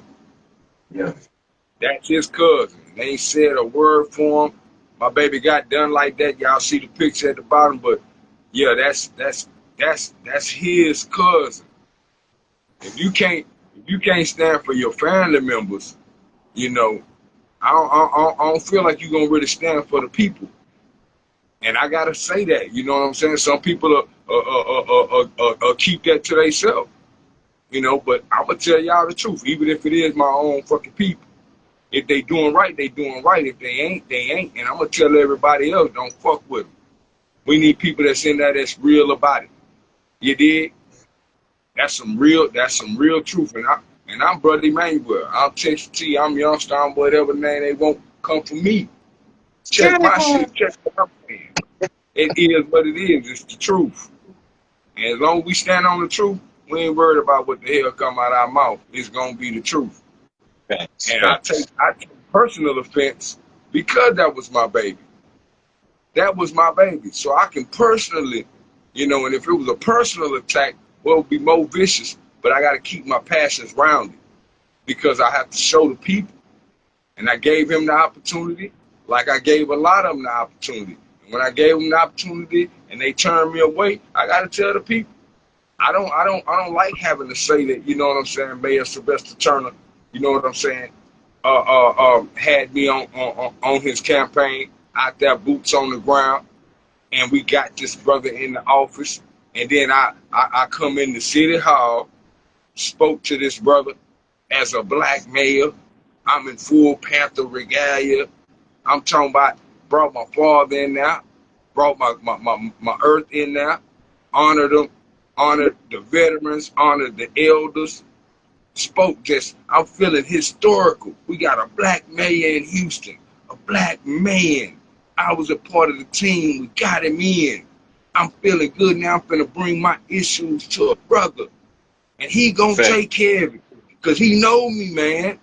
He know me. I've been out there, and I'm on the radio. I'm on Magic 102 Sunday morning live. I'm Brother Emmanuel. They had a mayor on there. And Brother Emmanuel, the new chief of police, he would love to work with y'all and work with the community, respectfully. And Brother Emmanuel, if you call me after this, and Brother Emmanuel, and I'm all that great stuff on the radio. But then I tell them, okay, I'm coming down to your office. We need to talk face to face. You need to smell my cologne. We need to go over some issues. I get in the lobby and I get blocked. Yeah, they don't know. I'm just like you, bro. I'm recording everything. I'm showing the people their real reactions to me. The reaction you hear on the radio when everybody listening is the reaction they want to give you so they can get voted in and say that they for the people. But the reaction you give me when the people really down there to make something really happen, what happens then? When I stood in front of them in City Hall at that moment, in that regalia, in that honor, guess what he said to me? Nothing. When I went down the other times to talk about my own son, I told him, look, bro, this my baby. This my baby, man. This my baby. I need your help. I need you to, do something about this here issue, man. Yeah, Yeah, we got you. Okay, all right, well, what's taking so long? I come down there a year later. Hey, man, what's going on? Can any of the rest of y'all help me? Because obviously he can't. Oh, man, I got you, bro. Nah, don't bro me with that bullshit. This my son, man. You know what I'm saying? I'm not kissing your ass like everybody else up in here. You tell me something, as man to man, you got to keep that. I don't give a fuck what your title is, big or small. You got to keep that, man, because I kept mine. I'm boots on the ground, got everybody them yard signs. We screaming at everybody to vote for you. So, bro, all I need you to do is just tell your chief of police or whatever to look into my baby case. That shouldn't take that long. This is a year later. So I don't need to talk to you because I don't got no faith in you right now, bro. I don't got no faith in you. I need somebody else that can do that. And you know what this dude did to me? You know what he did to me? He kicked me out. My black mayor, my brother, kicked me out.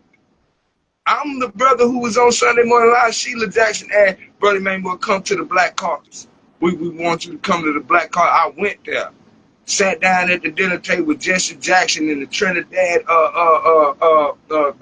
the black Trinidad president, the woman.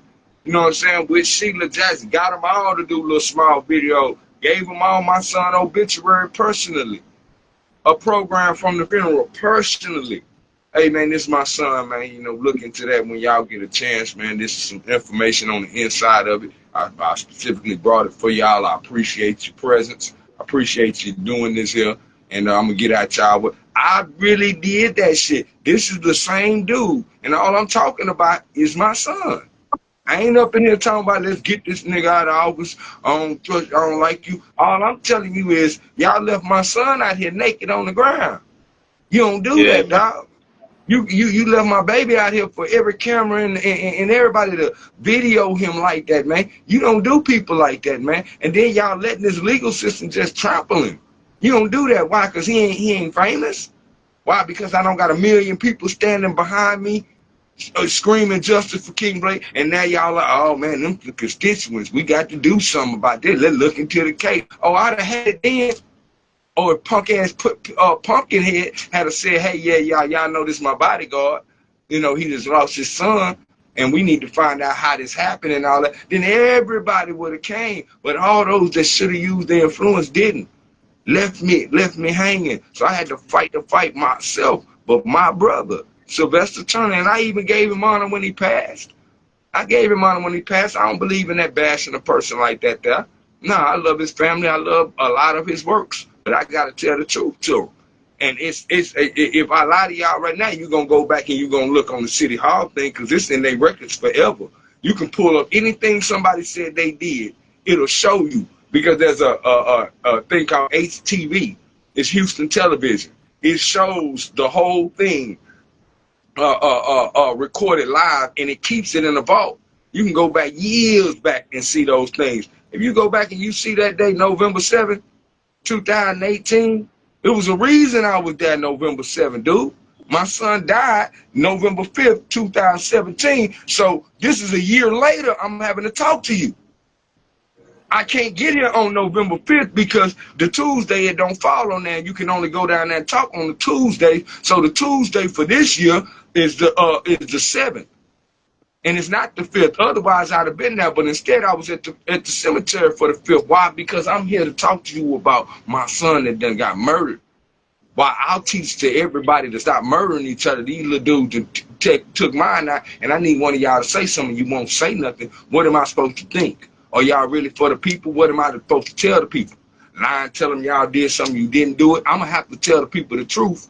And that's going to show that you motherfuckers don't do what you say you're supposed to at the moments we really need it. By the people that really need it. I'm telling you, I told them very candidly, all of us that are out here in the community that are doing what y'all ask by keeping the community at peace and at bay, we need to know that when we do what you say and keep our communities right, when we come to y'all, y'all will at least do what we ask. But obviously it's not being done. And so here I am. And now I ain't trying to hear shit, man. That man put me out. Then he said something that really tripped me out because I didn't hear it till later. He said, put him on the list. He does that. I'm like, later on, I dissected the video and was like, what fucking list? What type of shit is that to say? What?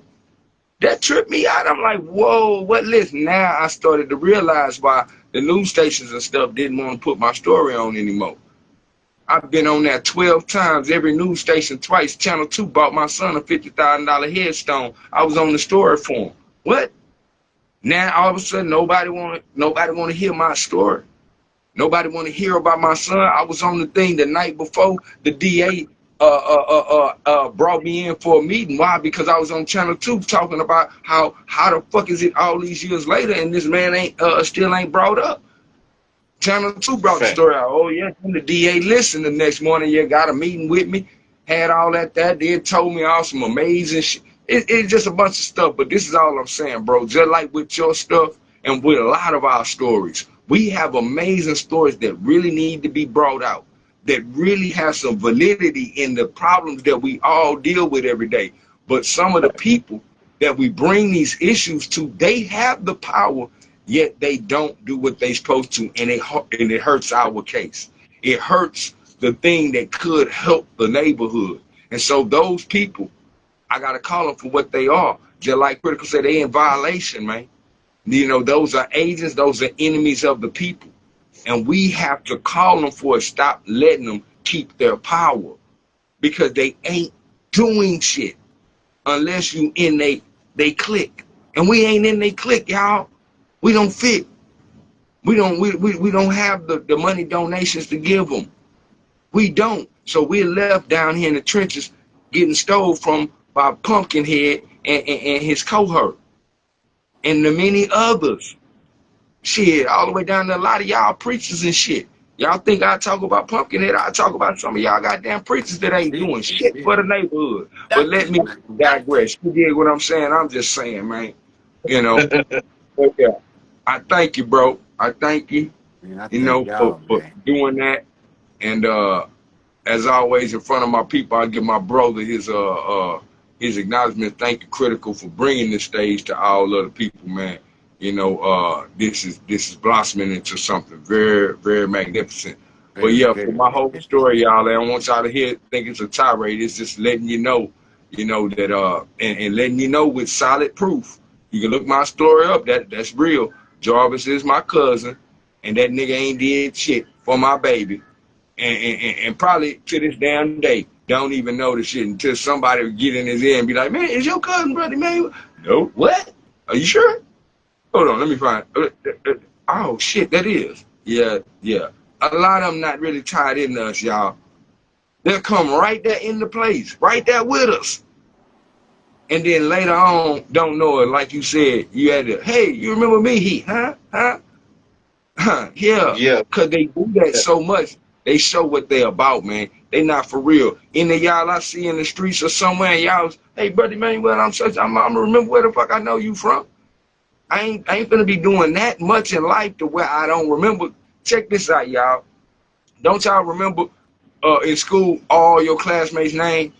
I'm talking about when you were in school, not right now, out of school, but when you were in school, think about your memory skills. You could call everybody's name and stuff in the whole school if you've been there for the long. You knew everybody's name. Just all they had to do is come by and you be like, yeah, that Melissa, that John, that such.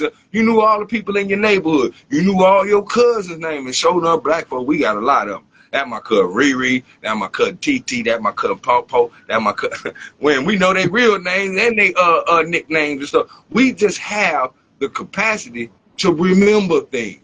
So when people pull that bullshit with me, tell me, I don't remember you. Let me jog your shit. You still ain't getting that. You full of shit. You remember me. No matter how much you're doing, these big things in life, you remember them. So stop playing with us, man. And that's why I'm glad we had this stage now to speak truth to power in our way. Not all that old, fancy dancing around shit. Hey, I still got to control my mouth, y'all, because I go harder than this. But, it's going to always be the truth. But you know what I'm saying? We just going to respect that. So I don't want to run nobody away. We breathe the fire on everything and they burn everything up. We don't want to do that. But it is what it is. So I thank you, brother, for being on here, man, and saying that, bringing that knowledge to us. A lot of this stuff that he's talking about, a lot of the verbiage. Y'all got to go look it up because he's right on with the stuff he's talking about. I know that law deeply. And this brother, the things he said he had to do, the most all this down there is very, very educational. Y'all need to know it because there's some tactics y'all might have to use in y'all battles. So we appreciate you, brother, for giving us all that knowledge. It's on you, Critical. Yeah, appreciate everybody that's tuned tonight. That's been so, and for everybody that don't know, it's like you say, a year after his son, the Critical Show started. So Emmanuel, he been riding, what I'm saying? But shit, he been riding shit since we was little boys. So I'm right. I'm talking yeah, about he been elementary, riding. y'all. That's some amazing stuff to be able to, still be in contact and be in this life with somebody you went to elementary with, y'all. That's Elementary. outstanding, man. Little That's kids, man. We love telling this story about how I ran away one time. The Critical was in the search party. You know what I'm saying? We had the whole neighborhood looking for my little badass. Cause I ran away. That was growing up during a time when the neighborhood would come together and band together looking for you. Some shit you saw in the movie, it was really going on in the hood. I'm hiding in the Vaco, seeing everybody my badass, cause I don't want to come out. But the whole neighborhood, what mamas, that what everybody out there, Manuel, where you at? See, with my little badass, I'm thinking, yeah, I'm doing what I want, but the parents knowing the bigger issue that it's more dangerous. You know what I'm saying? Somebody could have hurt me, snatched me or something. They took it serious, and the hood showing they love because it's serious, and But yeah, go back that deep, man. That deeply rooted, man. That's a blessing. That's an honor, man. So when You, I was able to stand next to my brother, I took that as you, an honor, man.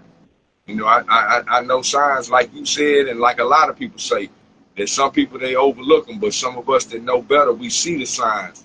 And this wasn't scripted, y'all. When I yeah, did come to critical, I came for someone else. We tell people this story all the time. I came the first time for my sister Rod Talib, and she was trying to speak up for her son, NFL Cartel Bo. And she just didn't have the verbiage for the radio that she wanted to get the point across. So she asked me, to go and stand in her place and stand for her son. And so I went to the studio, not knowing that it was his. I didn't know that he had been putting this together and had been doing it. I knew, my bro was out here doing something in the world, but I hadn't had the knowledge of exactly where it was. But when I came in the studio based off of what Rod told me to go and all that, and I came in there, shit, how you see a person, you like, oh, nigga, this my boy, this my peoples. They didn't know how deep we was, but yeah, that's how bros greet each other, like, oh man, this your shit, man. Oh yeah, this what's up, bro. This what's up. This, so I had been preaching in the community, this message, and he had been preaching it on the internet on the larger level. And so brothers coming together, we brought our sources together, man, and we brought all that was on the street, to the internet, and all that's on the internet to the street. And that's what has made the Critical Show what it is, critical issues, and it's covered critical topics, man, and we're gonna keep on climbing and give everybody that stage for y'all to, speak that truth to power, man. But my bro right there, man, he ain't just somebody we done jumped in to make some money off nobody. Now we've been doing this for sincere change for the people, and we've got it. So I thank all the people. I've been able to help. I thank all the people for letting me help y'all. By y'all having y'all courage to come on here, because it took a lot of courage for me, to come on, and do this. You know what I'm saying? But that's what the people need. So that's what the people go get. So, After you finish, bro, give us some last words. Cause we have our special, our special guest for the night, our deep special guest. We're gonna introduce that present to the people in just a little bit. We want to make sure everybody know again who you are, the battle you put up, where anybody can reach you at, so that we can reach out to you. We need to get that GoFundMe link, and I ask everybody to help the brother pass it around to all y'all sources. All together, we combined have a lot of different networks. So we're going to pass your GoFundMe around, see if we can get you, some funds to help out. We're going to reach out, and see if we can get you some legal help. You know what I'm saying? So we thank you for bringing your problem on here, but we're going to help you solve it. That ain't what we here to do, is just talk about problems. We here to, fix them. And we have the tools to do that. So I thank everybody out there that's been willing and has already started, man. Supreme salute to all my people out there. That's the community that we have right here and that's joining in. But we gonna get this solved like we gonna get to many others. Y'all don't forget the Johnson family. They have their GoFundMe up there. Also, we still trying to get some legal help for her baby up there. The lawyer that she has, he wants a certain amount, and they're trying to raise that. But we can still find, some other lawyers that would be willing to do it pro bono. They said that they're willing to accept that also. So, it's up to us, the community, to do that, man. And I just appreciate everybody here in the audience willing to do that, past and present. And we're gonna go in the future with this. So it's on y'all, brothers. Okay. Okay. Yes. Again, thank you, Mr. Johnson, man, for coming and letting us be a part of what you have experienced and say everything in and always I to just, the I, right people that you need. I know you already sent me the link to the GoFundMe. Can you I he just put the GoFundMe up, y'all. So for everybody who's asking about the GoFundMe link, Mr. Spencer just posted it. Uh, yeah, before we get out of here, Mr. Spencer, let the people know where they can find you at. man, they can find me at my Facebook page, Spencer Farwell. They can find me at I have a Facebook page called Acres Home Confessions, and I created that page only because I couldn't accept any more friends on the Spencer Farwell page, and I made it a business page. So if anyone in my community of Acres Home or anywhere that has a problem with their landlords with the mold, just send me a text in Acres Home Confessions. Like I told you, all the city officials are watching Acres Home Confessions, judges, attorneys. So if you drop a problem in Acres Home Confessions, just like they drop a problem on the Critical Show, you're gonna get right on it. That's how I am. I'll get right on it. I'll try to share it to the right people because we need some mold laws, man. Like right now they say we don't have mold laws. Like California have mold laws all up there. See, down here they say we don't have mold laws, and that's what lets these landlords get away with so much. Yeah, But like yeah. like when I ran into Letitia Plummer, she started this, like I told you, that apartment reform. They kicked it Mm-hmm. around for a few years, but it just went silent. It's like, well, what happened to that? You know, that was going to hold these landlords accountable for like the founder Tidwell, man, because something needs to be done, man. And they Right. say they say Black Lives Matter, all lives matter, man. But I've been crying all these years, man. What about these people over here? You know what I'm saying? You go over there, you be on Tidwell, you see these private ambulances going in and out the founder Tidwell. The private ambulance taking the elders to dialysis and you know, That's right. That's right. They yeah, be that's what taking they them be back and doing. The forth. Yeah. dialysis, man, and the apartment is the one that's causing their condition. So that's why, and I Facts. thank y'all, man. You know what I'm saying? This is one of my dreams came true today, man. Coming on the show right here in Texas, man. I don't know if Yeah. Sarge still watching, man, but Sarge still thank you so much. Yeah, you Critical, know, man, you and Emmanuel, man, I thank y'all, man, and I'm gonna keep y'all posted, man, because I sent you a few documents, man. The reason I say I'm finna run out of court, man, I done filed so many motions and petitions into the court to where I shouldn't have to file another document. man, you got all the paperwork, man. I shouldn't have to file Man, not one more document, man. I just need a you lawyer got to all. come.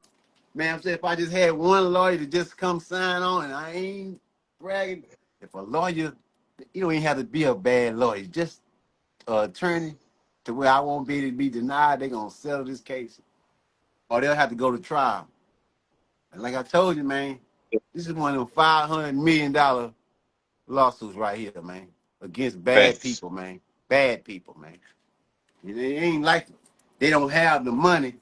That's why I say when this case settle, I don't want it to be the city of Houston problem to relocate them people. Let's let Walter Barry Kahn, the billionaire, the one that developed, the one that managed that place, him and Pastor Isaac Matthew, let's let them be the ones to relocate. Because right now they got properties everywhere, man.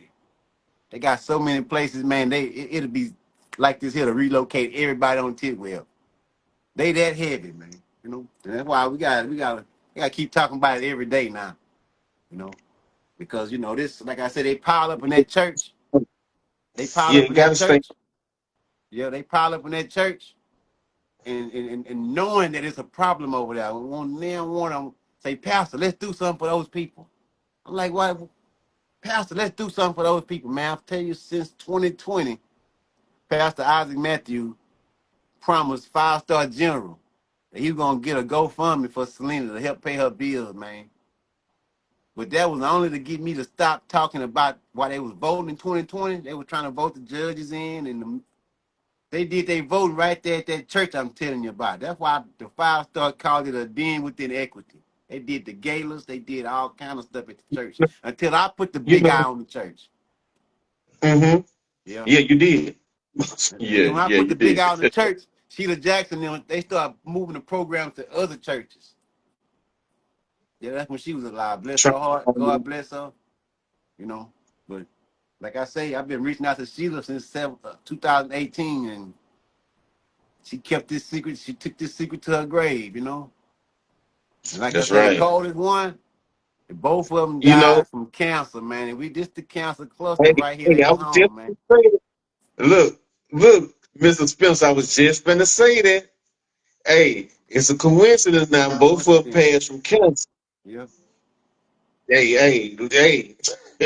And Hey, when you you see know. them dots, and you see what Sylvester Turner's house was over there off of Lilia, off of TC Justice in that Yeah, community, that's hey, it's dots over there too, man. It's cancerous property, man. And that right. Pastor Mhm. Isaac Matthew, what he do, man, I'm gonna send you this RICO that I started, man. It's gonna be between me and you and Mr. Manuel. I want you to share it with him. But what I started, I don't know what to do with it.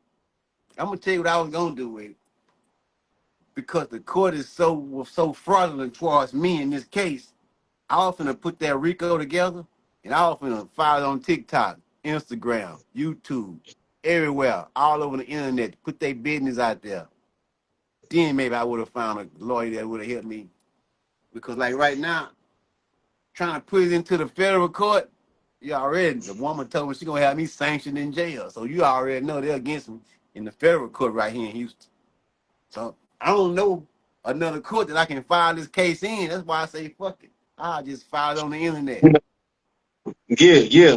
We definitely gonna get to it though. Yeah. Yeah, me and brother Emmanuel, we gonna get together and put put our notes together Yeah. and make it happen. You know, it ain't hard because you done already did the work. Yes. I just put some But we brain to the definitely gonna operation now. That's it, man. All I spread need is some smartness. the GoFundMe out there, so the ball can get the rolling, and make sure that some eyes get put on this situation. These apartments built on a toxic zone, Yes. um, which eventually, is going to end up killing a lot of people in Yes. the long. And it's bad that it was a lot of big name city officials that's tied into this thing. Yes. Yes. Yeah, I know. I know. For sure though, it ain't no. You know, I used to always holler about the Democrats, but all of them trying to keep this under the rug. Cause them names, when we find them names out, it's gonna be both parties. That had something to do with bookering up the yeah, paperwork to send the Houston Housing Authority in order to be able to put this property on the program, man. That's what it's all about. That's smoking gun. How were they able to put this property on the program, man? that's right. Yeah. That's my biggest thing right now. But it's gonna come out. Cause God, I told him God in control. He ain't bring me this far to let me down. You know what I'm saying?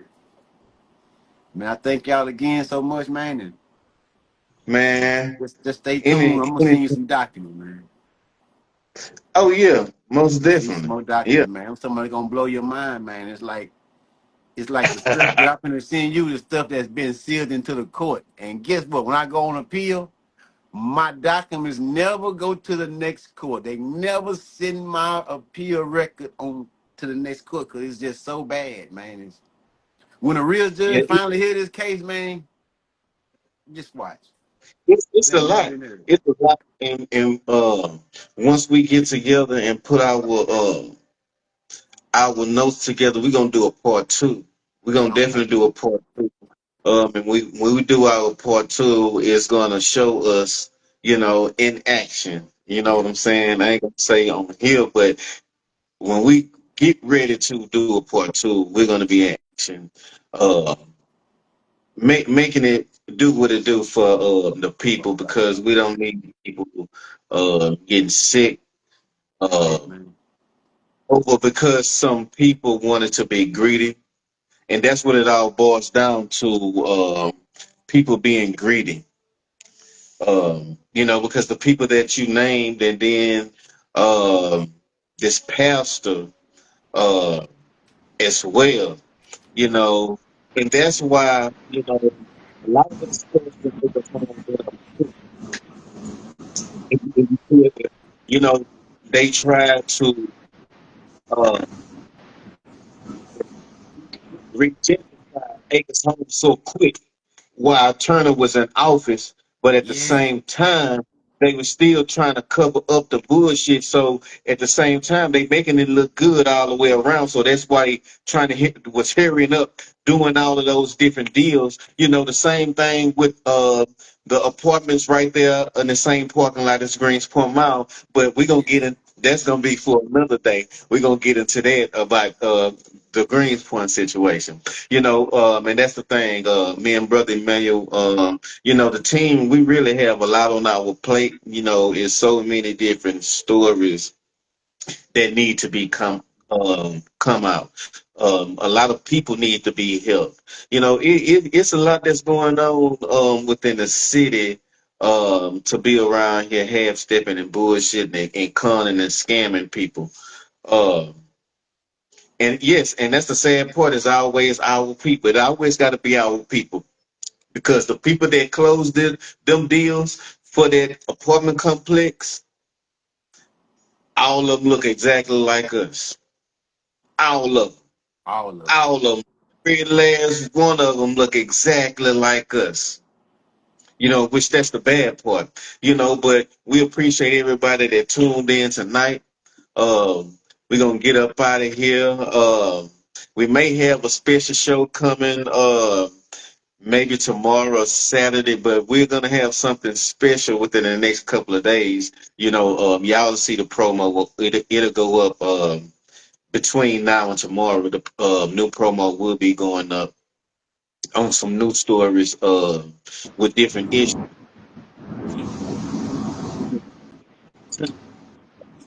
Kids Summer Food and Clothing Drive, 7201 Curry Road Park. Salute to all of our sponsors, everybody that has gotten involved, everybody that has uh, just did everything that they told us that they were going to do. We definitely appreciate everybody. because the support is real. You know what I'm saying? And we love y'all back. And y'all always welcome on the Critical Show. If you got a real issue, you got your receipts, just hit me and Brother Emmanuel. You know what I'm saying? And we're going to get right on it. We're going to make it happen. Wednesday nights, make sure y'all check out our sister Natural. Uh, with her show, I think we won't. I thought we won't change. You know, her show was last night, but every Wednesday 8 o'clock. You know, y'all can catch her. Um, hey, we got some special stuff coming for y'all, man. Oh, also July 19th is Dr. Kathy Tatum Day in the city of Houston. This lady has did a lot for our community. Salute to her. You know, once again, salute to Lady Hale. Salute to uh, the Huey P. Newton Gun Club. They have a food program as well. You know, so it's so many different resources that are out here to help our people, and we're gonna keep letting y'all know about these different resources and who to go to reach out to get help. You know, whether um, your living arrangements, you need clothes, shoes, beds. You know, we have the people that we can get you in contact with to make a lot of these things happen uh, for the people. You know, because hey, shit, at the end of the day, we all we got. Go ahead, brother, man. Yeah, and as my brother Critical say, we thank everybody for being here tonight. Supreme salute to all our people, that have stayed all the way to the end, letting y'all know about our new segments that we have coming out, the new shows. Our sister Natural, Huey P. Newton, I second that. Supreme salute to her and all her soldiers, and for her community that came in and supported and listened to the knowledge that they gave. And our many others like Kathy Tatum. Yeah, we want to represent her day. This year and many other years, and we want to give those flowers to those that deserve them. Those that's been doing a lot of the work, and we're gonna bring attention to those that are not. You know what I'm saying? So y'all that ain't doing it, your time is coming up, and it's only of your own doing, because for the people, by the people mean just that. And you have to be for us. The power is in the people. And so you have to give us that. And we ain't been asking for a lot. So we ain't even been getting the little that we asked for. We got to take you up out of that position. And that's what we plan on doing in the future to many of those that don't do what they're supposed to do in the positions that we're actually paying them to do. Because these jobs ain't fucking volunteer. Ain't nobody going and doing none of this stuff out here and working a 12-hour job at some pizza place and then coming and standing for us in the city. Hell no, nah, they ain't doing all of this on their own money. All these events, they're getting paid. Their resources is what makes all of these things happen. Their words. And so that's what we asking them to do. And when they can't even do that, do they deserve the position that they're in? Do they deserve us paying for their home life and all that? Hell no. If somebody didn't do what they supposed to do for you, you don't give them what the fuck they want. That's paying for something you don't get. You got to be crazy, and we ain't crazy. So we're gonna show we ain't crazy. And we're gonna Yeah, stop yeah. allowing them to do that. And I salute everybody that does do that, that stands on those that don't do that, and they bring it to everybody's attention, because y'all can know some problems and not say nothing. But if you do that, then you helping the person that's putting out the problem. If you know somebody's scamming us out here, and you yourself don't have the courage to stand up and tell the people that, then inadvertently you are helping that person that's fooling us. We can't allow that Right. day to go on anymore. We can't stand by on the side and not say nothing. So I salute my guests for having the courage and for doing that. We want to salute our little sister, Jemiah Miller. Yeah, we got some plans in the future, so y'all stay tuned. Thank you for being here tonight. Thank you for everybody that was out there and that made some moves in the comment section. They making it happen. Shantae, you get supreme salute. Angela, supreme salute. And the Yeah. many others. These are some of our very, very strong actives. You know what I'm saying? And they have their different platforms, their different networks, but they come over here, and we're thankful for them bringing their services and their influences to our guests here. And we look forward to pushing this platform on a bigger level so that y'all won't get these influences. I apologize for this feed. I don't know why it keep doing me like that, y'all. I guess I radiate too much energy. I don't know What it what better is. do. That's all it But is, brother. yeah, it keep doing that. So I hope I ain't messing with nobody eyes with the glitches and all that. I'll stand down if I have to give everybody a beautiful platform.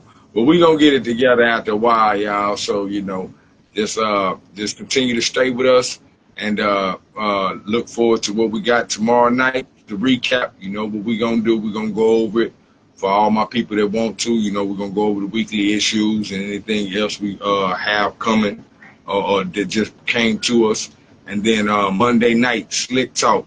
We have a bomb for y'all. I promise y'all gonna love this segment that we're adding to the Slick Talk and to the critical show.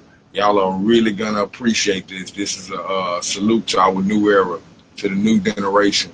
And we have a great, without giving it away, we have a great piece of knowledge that we're gonna be giving to y'all every show on its own little small segment. So y'all can just let that go in y'all minds and try to see what we got going on. But we're gonna let the great critical drop the promo, and that'll give it all away. And y'all won't have to guess no more. But you all gonna love it. You all gonna enjoy it. So thank our guests for being here tonight. Thank all of y'all for being here.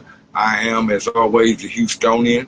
The Houston haters hate to hear, because I'm going to scream it loud and clear. 24/7, 365, I represent the truth. The critical show. Hood News GP on mine. Remember, no matter what you go through in life, never sit down and never lay down, but instead do what you was born to do. And in all things, stand up. Until we see each other again, one love. We out. Say amen. Yes, sir. Hey, before we get up out of here, hey, when you ran away, tell them who found you. This nigga here, man, gave up the spot. Like, man, cause it was a dog barking. It was a dog, and everybody in the hood know that, no matter what we doing, this particular people dog wouldn't fuck with nobody. But this dog just didn't like me. The motherfucking dog would just bark at me no matter what. We playing football, all that, high ball, no matter. This people dog just, every time I come around, he act like he had to get over the fence to get me. And man, that night, I done ran away to the house next door to the damn dog. And for some reason, this fuck ass dog had sniffed me out, and this dog was just going crazy. Just, rah, rah, rah, rah. And I'm hearing everybody as they doing the little search party, and I see this nigga, Wayne, that told him, hey, man, that dog don't like Emmanuel. I mean, he was dead on it too. That nigga knew it. That nigga knew I was up in that house. But yeah, y'all see me here today, so everything turned out good. But yeah, that's my bro, man. I love this nigga, man. It's my peoples, and I stand with him all the way, on everything. But we deeply rooted in this, man. That's a true story for all of y'all. So this ain't nothing fake, y'all. It was brought together in a divine way, and that's what we're gonna keep bringing y'all. But it's real here, and y'all keep turning to us, and we're gonna keep it going. So we see y'all again, man. Tomorrow night, y'all, 8 o'clock. Love, real talks tomorrow night. Salute. Appreciate y'all, man.